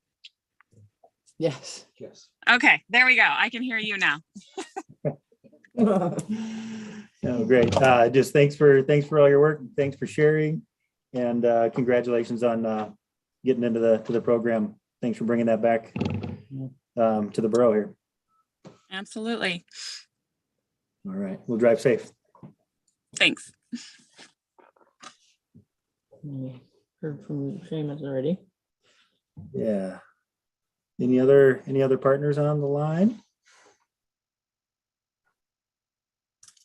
Joint and partner report. We'll go on to finance report. And we have the January and February financials to receive. Move to receive January and February 2022 finance report. Second. Okay. Moved by Ms. Zafone to receive the financial reports, and it's been seconded. Any discussion on the finances? Thanks to staff for preparing the finances. Thank you, guys. And anyone opposed to receiving the financial reports as submitted? Hearing none, we'll call that unanimous. We did our finance committee report, and that'll bring us to the school district report. Thanks for sticking with us, Mr. Polta. Of course. Good evening. I was reflecting, I think it's actually been 2 years, possibly 2 years to the meeting since I've been Here. with you in person. If I remember correctly, it was in the March meeting at the McKinley Village Community Center that I last was with you in person. So I figured it was about time. It actually helped me get back to my knitting. I've noticed that. Plenty of time for knitting tonight. So in my report, I do start with several appreciations I'd like to take a moment to share with you, and start out with a group of students: Austin Wells, Savannah Wolf, Kayla Mayo, Helena Hanna, and Melanie Randall. They all provided works of art that I took down to Juneau with me on a superintendent legislative fly-in. And that was part of the annual Heart for Student Art show that's hosted at the Alaska State Museum in Juneau. And we invite legislators to come and look at those pieces of art. And actually, if we can't get money out of them in the budget, we at least get money out of them in terms of student art auction, both a silent auction and oral auction, where some of those student artists that put their work up for bid are able to earn a little bit, and then also some proceeds from scholarship funds. Austin Wells did put his piece up for bid in the silent auction, and I'm not sure who got it, but somebody did win that. And so we have, I guess, a young commercial artist in the borough. Other congratulations, I want to share that Jenny Mason was identified and selected as the Region 2 Principal of the Year by the Alaska Association of Secondary School Principals. So very proud to have her be a member of our team. So I want to express appreciation to Vanessa Jusak and Stephanie Stickle, our school counselor. Recently, they coordinated a virtual job fair and helped connect our students with local employers. A lot of them, this focus was a lot on kind of summer opportunities. So we did a lot of work connecting people to kind of hospitality businesses, but connected people with at least 8, if not 11 different local employers, and involved students from multiple schools, from Tri-Valley, from Cantwell, from our correspondence program, Denali Peak. And I was told our one high school student at Cantwell didn't participate, but she already had a summer job. So she wasn't super interested in learning about those opportunities.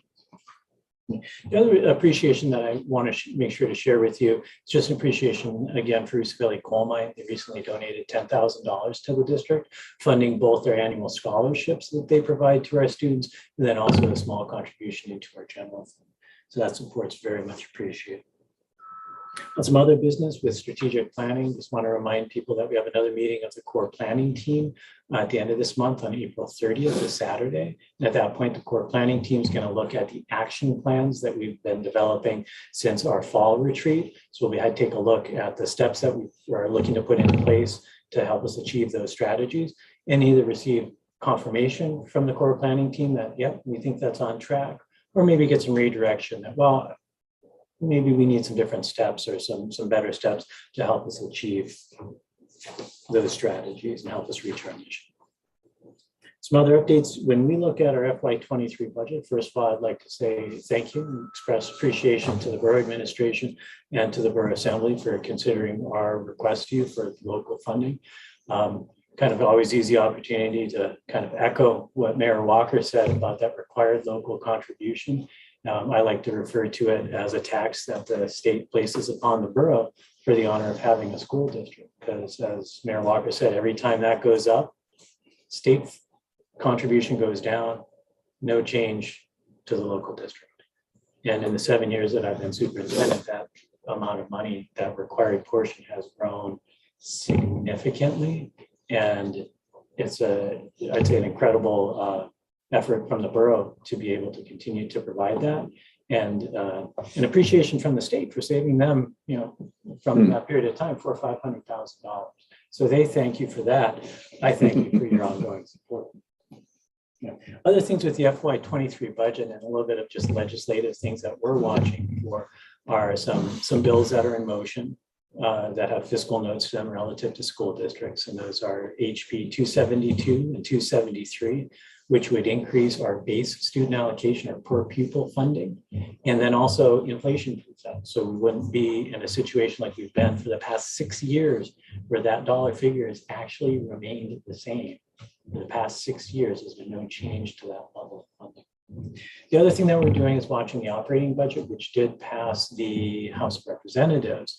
And that operating budget also includes additional funding for the BSA, and it's in a funding amount that's the same as would be in the bills, but it's kind of put there in case the bill doesn't pass, then the funding would still be there potentially on a one-time basis. So there are a lot of kind of different mechanisms that are kind of in motion in Juneau, and kind of with interplay now between the House and the Senate, the politics of moving multiple things together that might actually get signed if passed. Some update on facilities. On our Tri-Valley roof, we did have an opening of our RFP. We had one responder, and after reviewing that and seeing the cost of that proposal and seeing that it was significantly higher than the design work for the Anderson roof, which we thought was a much more complex design project, we actually rejected all bids, which was the one, and we'll reissue them.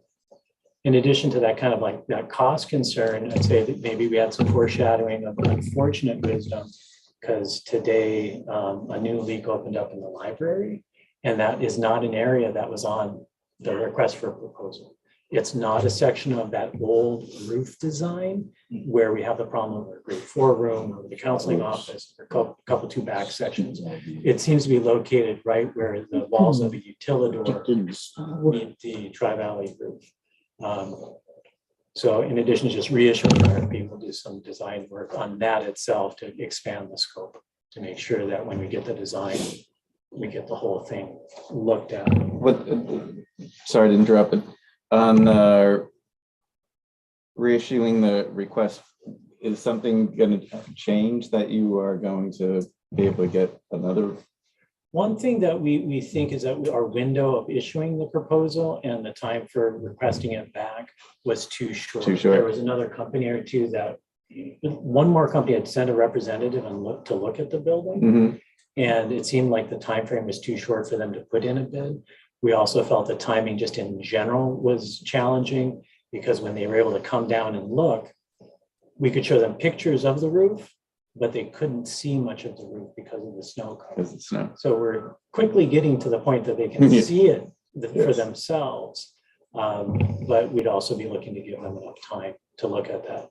And if we had multiple bids and it was still a higher bid, that would just even assure us that that's now the price. Right. Where it really just having the one, like it would be unwise at this point. And it kind of ties to aspects of funding mechanisms, that the projected cost of the project, the way the funding works with the Department of Education, they'll only allocate 10% of their approved project cost for the engineering work. And the proposal's cost was about 20% of our estimated. So if that's what we're going to pay for engineering, we really want multiple bids, which then we kind of hope would redesign the project to the point that it'd be a much more expensive project, so that that amount of engineering would be Right. Other things with facilities on our solar project that we've been working at to kind of take advantage of the donation from the solarized Denali project from last summer, and then work with the contractor Rural Energy Solutions. We've been trying to find grants to help us expand that and really shorten that payback period. We've been unsuccessful with that. We've investigated 3 different grant programs and we don't qualify for any of those. So at this point, we're moving forward with a project that will use the donation, use the small community donation that we also received, a community member donated some money, and double the size of the donation and install that at Tri-Valley. And then that will also be expandable. So when we are able to secure additional funds, we can easily expand that. As earlier speaking with Mayor Walker, it seems like the one category in the infrastructure bill that is kind of school specific could be some energy upgrades and energy efficiency. So it seems to be some avenues, but we want to make sure to take advantage of the generous donation from our gas at this time too. We had a recurrence in Anderson of the issue that we had in the fall of some fibers in our water pump, in our water coming out. And we did some analysis of that. And we've identified it as plastic, and which leads us to an assumption that the impellers in our pump is actually shredding. And so it's like, okay, well, at least the timing's good. We should be able to access that and get that in and installed pretty easily, pretty soon. But we'll be moving forward with that.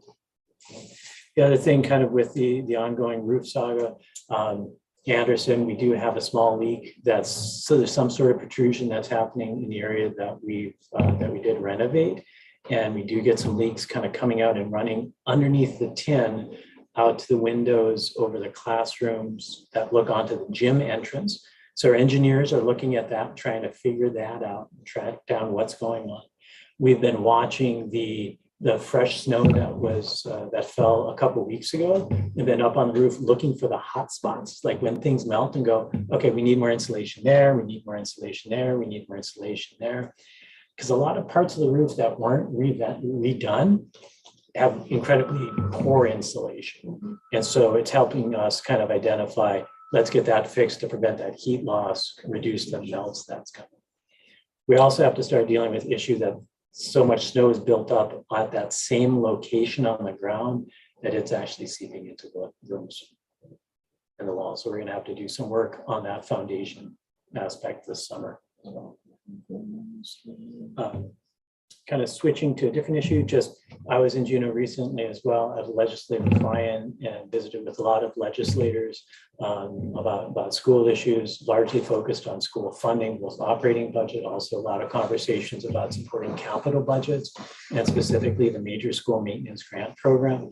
Helped a couple senators, and say Senator Bishop really wanted to know, like, well, is this much enough to put in the capital? And I was like, actually, it's 102 million would fund down to the Tri-Valley roof. And he went, all right, we'll get that. So we'll see how that goes. But he knew the figure that would provide for that project. And that is, for us, our lowest project on the list, where the Anderson roof is ranked as number 4 across the state. The generator upgrade at all 3 sites, I think, is project number 43, and then the Tri-Valley roof is 47. And when funds are put into the state capital budget, major school maintenance grant program, they are then funded in rank order. So first dollar goes to that first project and so on. The other thing, did you get the sense that other people were hopeful that they'd fund that far down the list? Honestly, no. A lot of my conversation is helping legislators understand that when they speak about school bond reimbursement and rural school construction, that there's a third state program that they also need to fund and pay attention to. Because there's a lot of legislative conversation about bond debt reimbursement, I think largely because large municipalities like Anchorage, Mansfield, Fairbanks, Juneau, Kenai, these are places that bond. And so they utilize this program. And there's a tie between funds that go into that program and then funds that are put aside for new school construction in rural communities.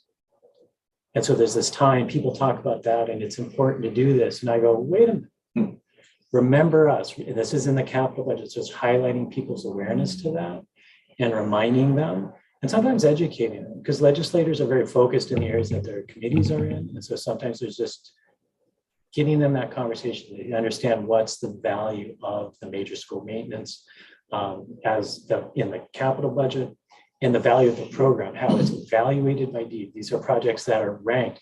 We partner with DEED on all of our projects, and with the RFP back and forth, getting their advice, getting guidance on it. These are then assessed by the department, ranked in order, funded in that rank order. If a municipality does a school bond, it's funded.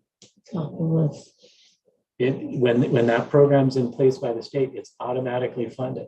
When Anchorage puts together a bond for its schools and Anchorage takes that on, so does the state right away. The state, other than just, there's money for it in the budget, has no say in the ranking of it, doesn't talk necessarily with the Anchorage School District about it, doesn't work with the municipality of Anchorage about it. So I try to do that as, it's a better program.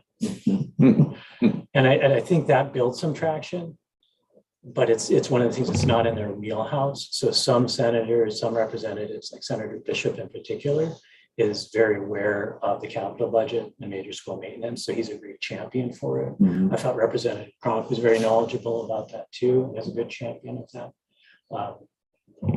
Which kind of saddened me because I also had to make sure to go introduce myself to our new senator and our new representative, Senator Shower and Representative McCabe, to go down and start establishing that relationship to introduce myself, introduce the Denali Borough, the Denali Borough School District, and help these people who will presumably represent us as we are redistricted across the state, and help them realize and remember that they will now have another school district in their areas, and to think it's not just Matsu. And to remember to think of the small yet important neighbor to them. I'm going to give a couple staffing updates as well. I think last month I'd shared that in addition to some hiring, that we hired a woman for one of our special education positions. Unfortunately, she withdrew from that contract. So we are still currently looking for 2 special education teachers. And I have begun doing some recruiting through a J1 visa program for international teachers that will be coming on that cultural exchange visa. I'm also continuing to search for Alaska and US based applicants. I reached out to a couple in Western Alaska with special education certificates today. And I'm also planning to attend the job fair in May in Utah as part of these recruiting efforts. I want to welcome Yuka Honda to our staff. We hired her as a part-time custodian at Tri-Valley. She couldn't start right away because she was still in Nome finishing the Iditarod. So I also just want to kind of give a congratulations to her for that achievement. And then acknowledge that we accepted the resignation of Martha Tomio, our librarian at Tri-Valley. She'll be leaving us towards the end of April, and we're recruiting for that position, and possibly be an internal hire, and then could open up additional position within the school district. And with that, I'd entertain any questions. Oh, one more thing. Sorry. I forgot to mention that at the recent school board meeting, the school board did appoint Lauren Bruns as a new school board member for District 1 out of Cantwell. President Tench and I held an orientation meeting with her and discussed and shared aspects of roles and responsibilities of the school board member. And then today I met with her at Cantwell, and we participated in Morning Circle and then did a tour of the facility.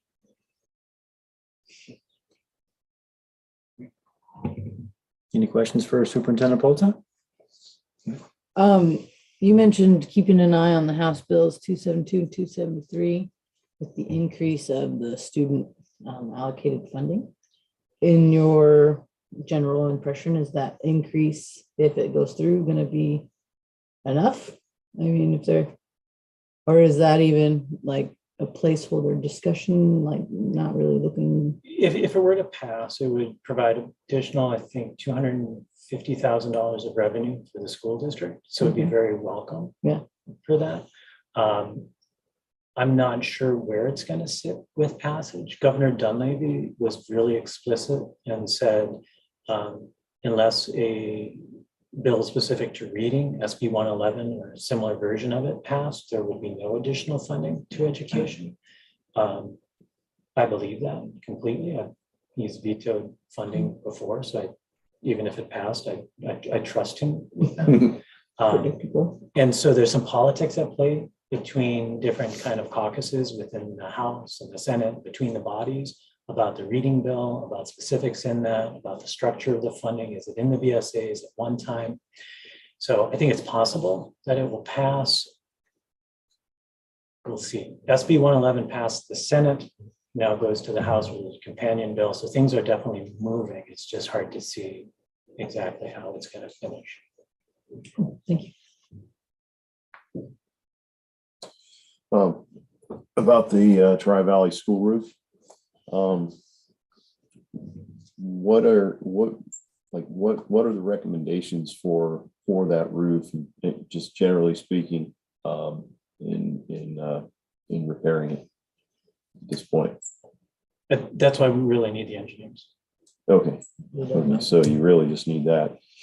Some thoughts that come right to my mind is it's a flat roof. We're in Alaska. And when we get a snow load like this, or we get rain in the middle of the winter, these flat roofs just don't work. They simply don't work. They'd work fine in a more temperate climate, but it's crazy. It's absolute insanity to try to make something like that work. So that being said, don't you think we might be able to incorporate, say, the support structure for solar panels and have a sheet metal roof that's pitched? It doesn't have to be much of a pitch to get the water to run off. It would have to be adequate enough to bear the snow load, plus however many percent that we would need for that dead load that's sitting up there with the panels, the arrays and things. But if we were to have something like that designed, it would serve multiple purposes, and then it would allow what's left of the roof drainage system underneath to maybe handle any kind of just overflow or leakage that may come from having a system like that sitting on top of the building.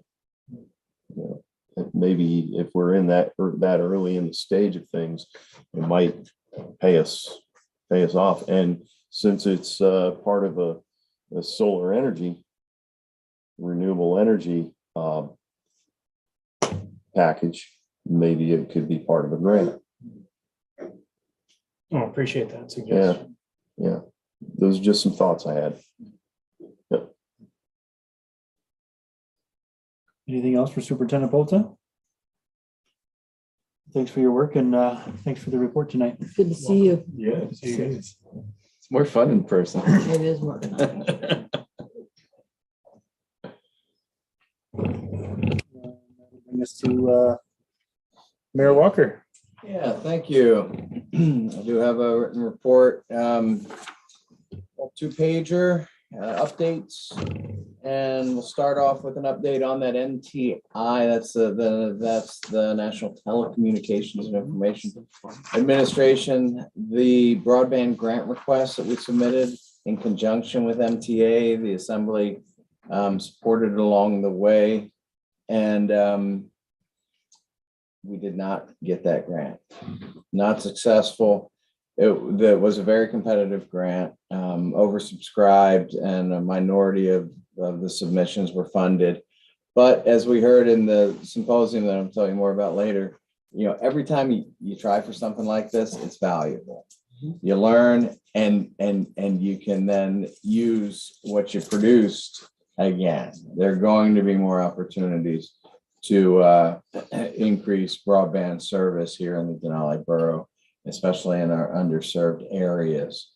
So we're continuing those discussions and looking forward to another opportunity to submit.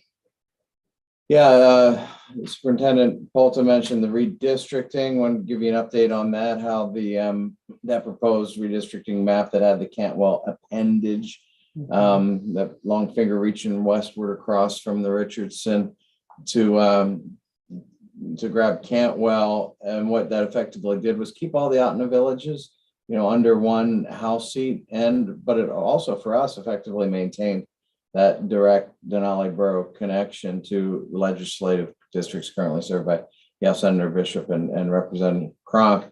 The Alaska Supreme Court did recently rule that appendage unjustifiable, unconstitutional, and in need of remedy.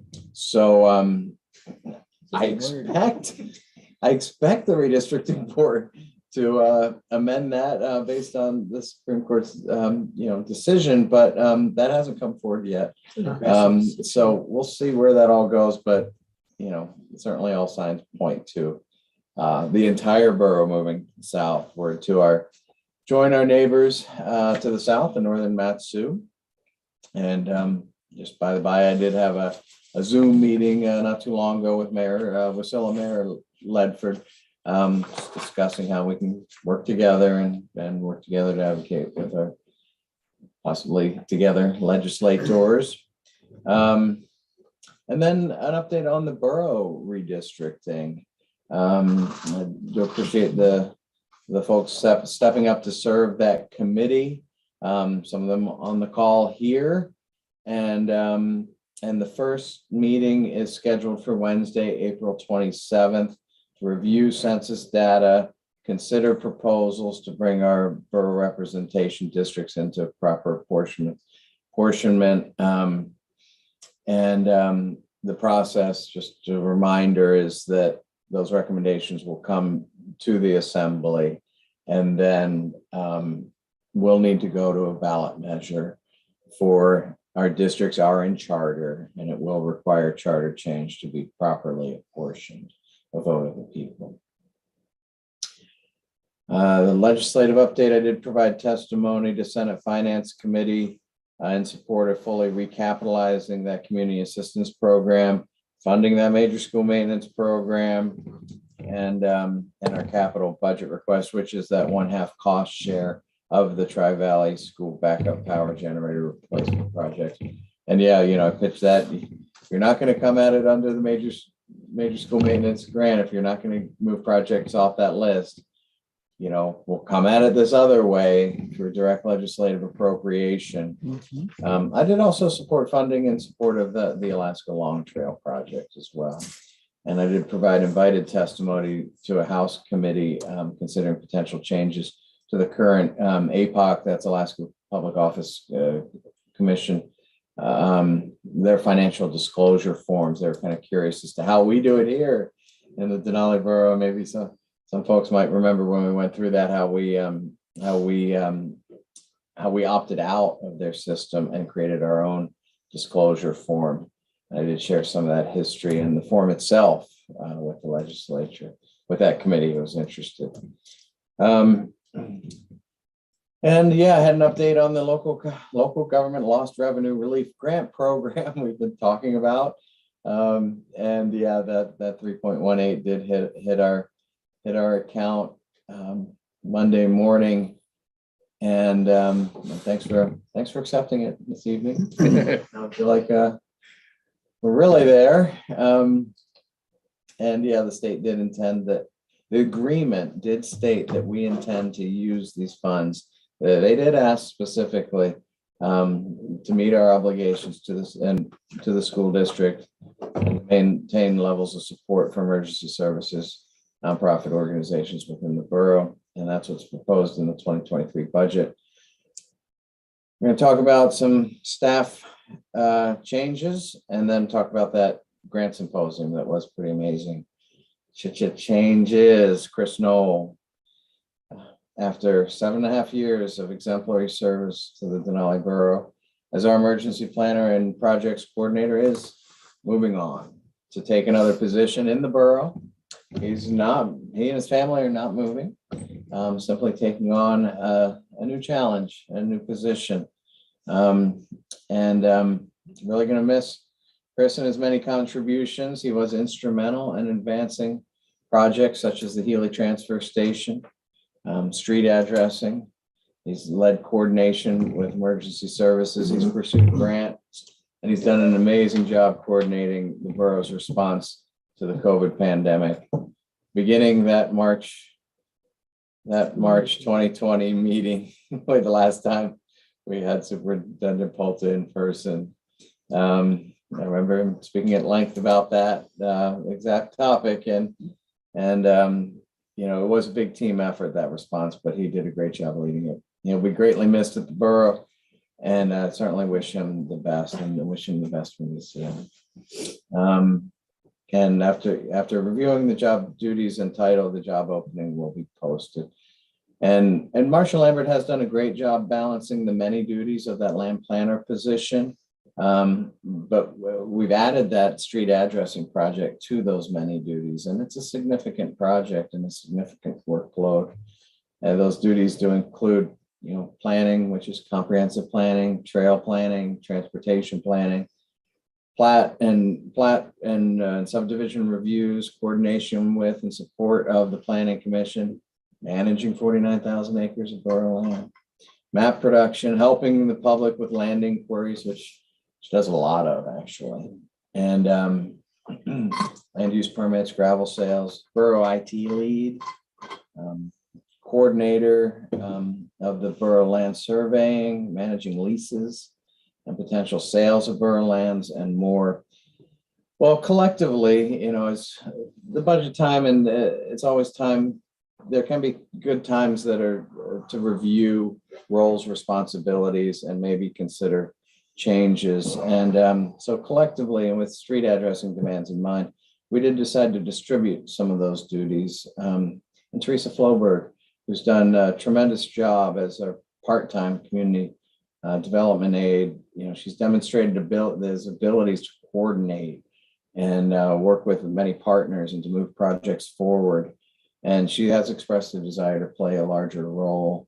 And the budgets for your consideration do include moving the position to a full-time role. It didn't take a salary adjustment in the 2022 budget, but the 2023 budget, it's in there to be a full-time position with the title of Community Development Director. It's an important time to have a community development director when there's these opportunities included in the infrastructure bill that we're going to be talking about more. So this position will retain that grant pursuit focus while also adding development related projects such as planning, permitting, and land leases and sales. Her background in nonprofit development, sales and marketing, and as a general manager are a good fit for the position. Additionally, the land planner role is redefined in the 2023 budget to incorporate that technical focus as the land planner GIS technician. That title and that status as the GIS technician. She's doing a good job. We've considered the effectiveness of this open office space I mentioned earlier in terms of the, you know, we kind of went a little different order than I had, with 7 people working all together here, and the changes in the modern workplace with Zoom meetings. Thanks for approving downstairs rent space. That'll be very helpful, and it is included. Additional rent space is included in the 2023 budget. Yeah, 7 people in one open office can be a challenge, and it'll be really helpful to have, you know, but basically Teresa's working right here, you know, 4 feet from Amber, and she's on Zooms all the time. And anyway, she'll be down there in her own office with Marcia in her own office.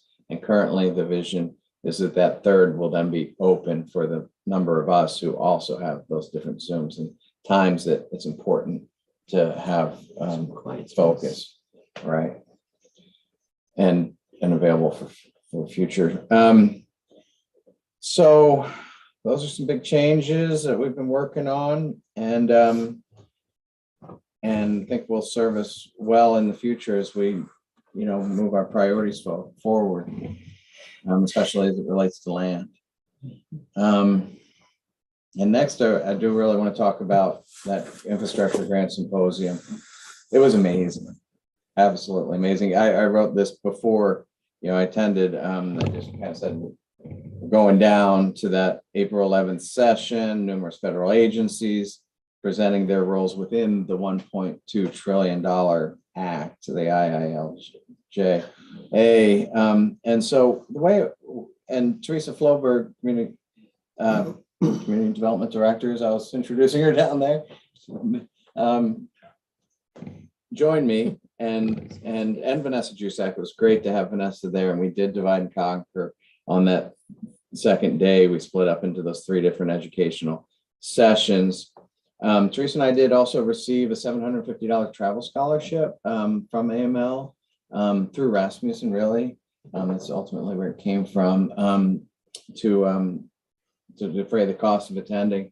And so we could get down there and learn about it. It was amazing. There were about 1,000 people. And I've been in a lot of great networking events and conferences. This was unbelievable. Who was there? I mean, it was like AML plus AFN plus all the nonprofits of Alaska, there with all the federal agencies and most state agencies. It was an incredible event for building relationships, partnerships. And that first day, we did learn a lot about the bill itself. And the second day, we focused kind of on how we can participate. Vanessa joined the workforce development breakout room, and we're talking big rooms. And Teresa went to the grant writing session. It was all day. She said it was fabulous. And I went to the regional planning room, which was great, and really just kind of strengthened some of those relationships with DOT, with university, with neighboring municipalities, nonprofits, GVA. It was great. And yeah, takeaways, gosh, I was asked to get up and speak to my takeaways of the whole thing. And I'd say, excited about this transformational opportunity, truly, once in a lifetime in terms of potential funding opportunities, and potential to transform our communities. And we do have distressed communities within the Denali Borough, and concerned that we and other organizations don't have the organizational capacity to submit competitive nationwide. We're not competing within the state, nationwide applications for many of these competitive grant programs. And so we really talked a lot about not competing with each other, right? We're competing with the lower 48. And,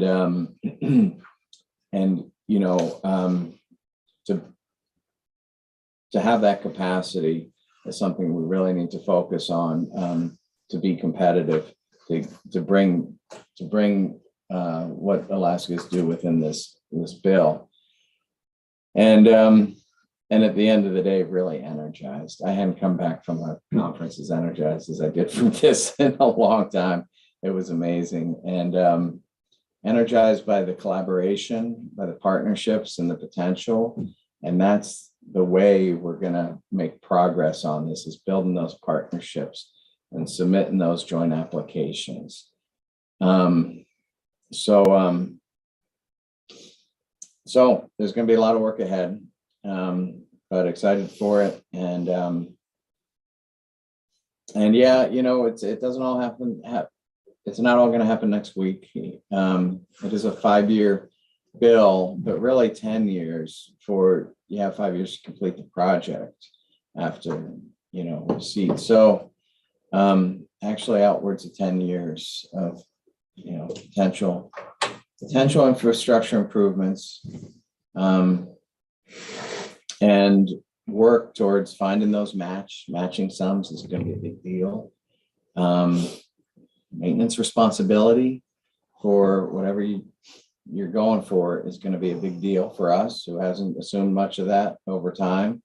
And those are some things that, we need to be, that's where we start thinking. And then, we're going to continue by thinking about specific projects, but, the match and the maintenance piece will definitely be things that we'll wrestle with along the way.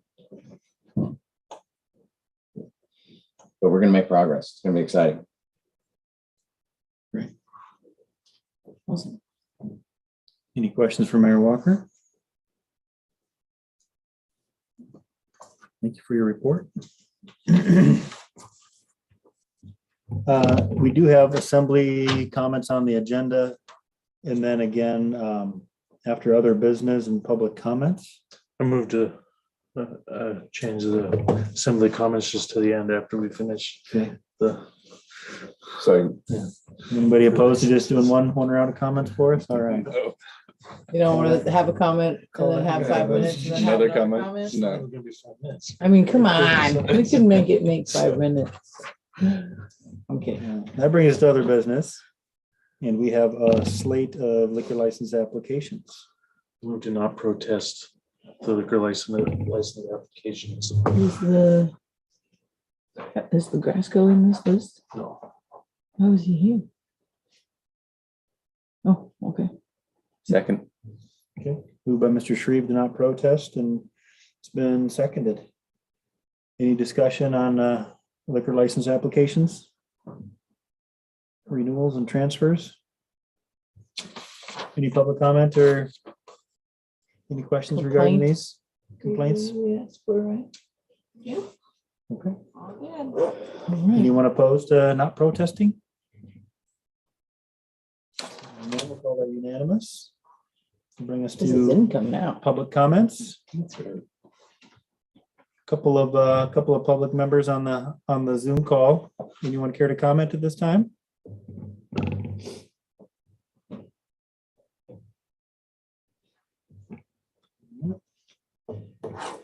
Hearing none. I don't hear the phone ringing just yet. So I'll close the public comment period, but happy to open her back up if somebody rings. That'll bring us to assembly comments. Go ahead and start with Mr. Kennelly is not with us any longer, so I'll go to Mr. Alexander. Excellent meeting again. Thank you, everybody, for the reports and all the hard work that the staff has been doing on the budget. And I particularly like the PowerPoint presentation. It was really good, especially for someone that's new to it all. So good golf clap for that. But it's very educational. So thank you. Mr. Shreve. Thank you, everybody, for joining and listening in on wherever you're listening in at. For the reports, they're all very good, very encouraging reports. It's good to see everything, especially that grant symposium. It sounds like it's going to be even better than expected, and we are going to have a lot of competitive people that we're going to be up against. But the more time that we have to put into the getting a project out there to let people know, and then also just getting all of our representatives on board with our projects, that's going to help.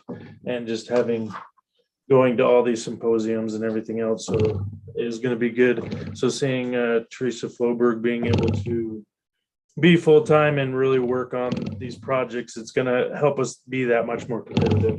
So I'm excited to see her coming in full-time. I've been able to work with her a little bit, and just to see the passion that she has to be able to get us the funding that we're looking for to be able to move forward with projects that have been sitting there for many years, and being able to see the borough grow. It's going to be nice.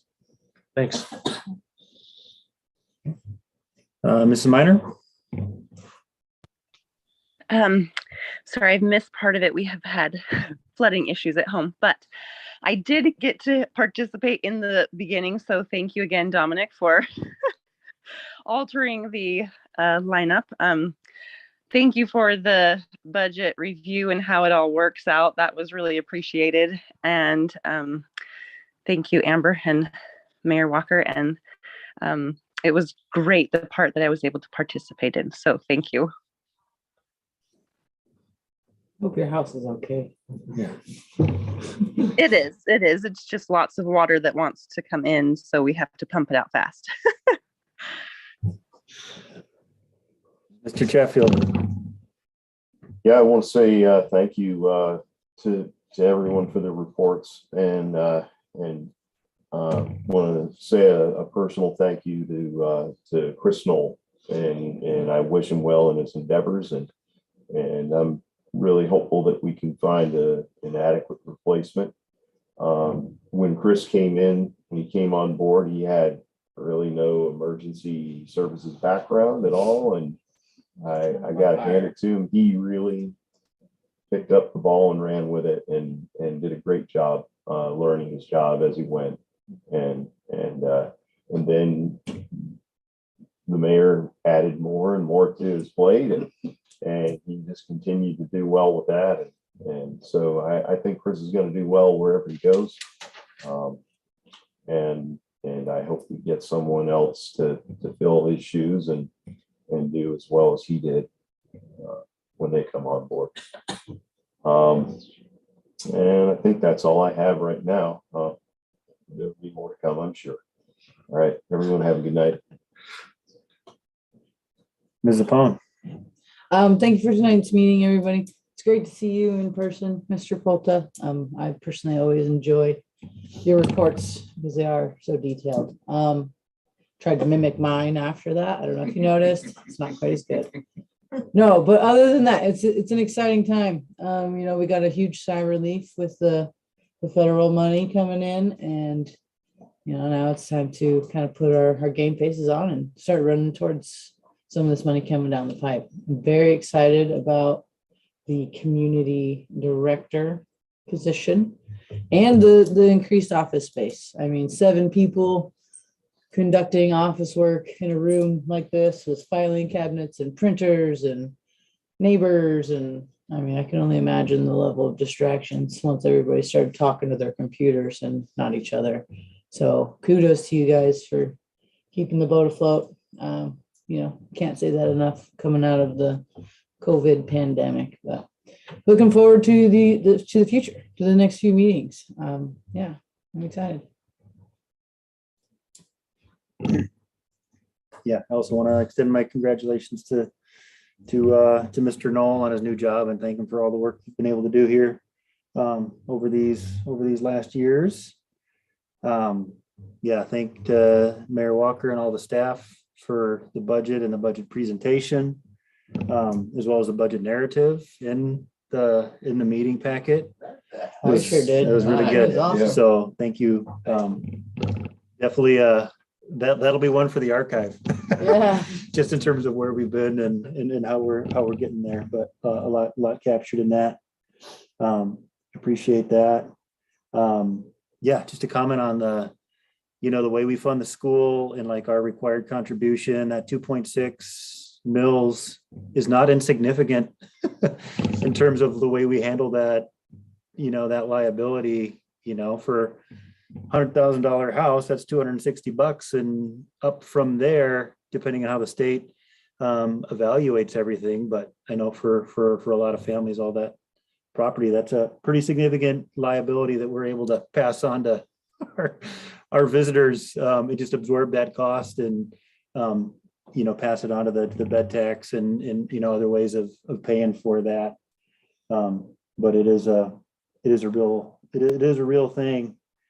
And then also just having inflation in the news lately just kind of highlights the problem, I guess you would call it, of not increasing funding for schools for 6 years, like the real cut that is year after year, and how much more so this year, like if no actions taken, that money just doesn't go as far.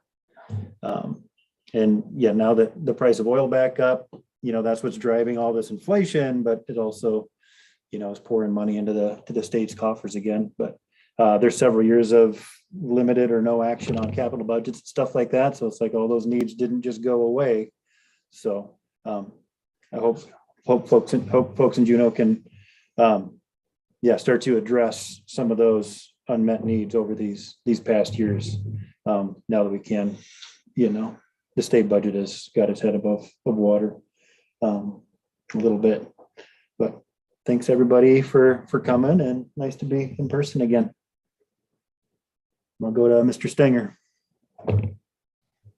Yeah, I'm sorry I wasn't there in person. I worked till late, but I wanted to reiterate everybody else's comments. Chris, you did a fantastic job, and I know you'll continue to do so. Thanks. The reports again were awesome, like they always are. Mr. Polta, the mayor, and Mr. Juzak's report from the highway, that was pretty nice.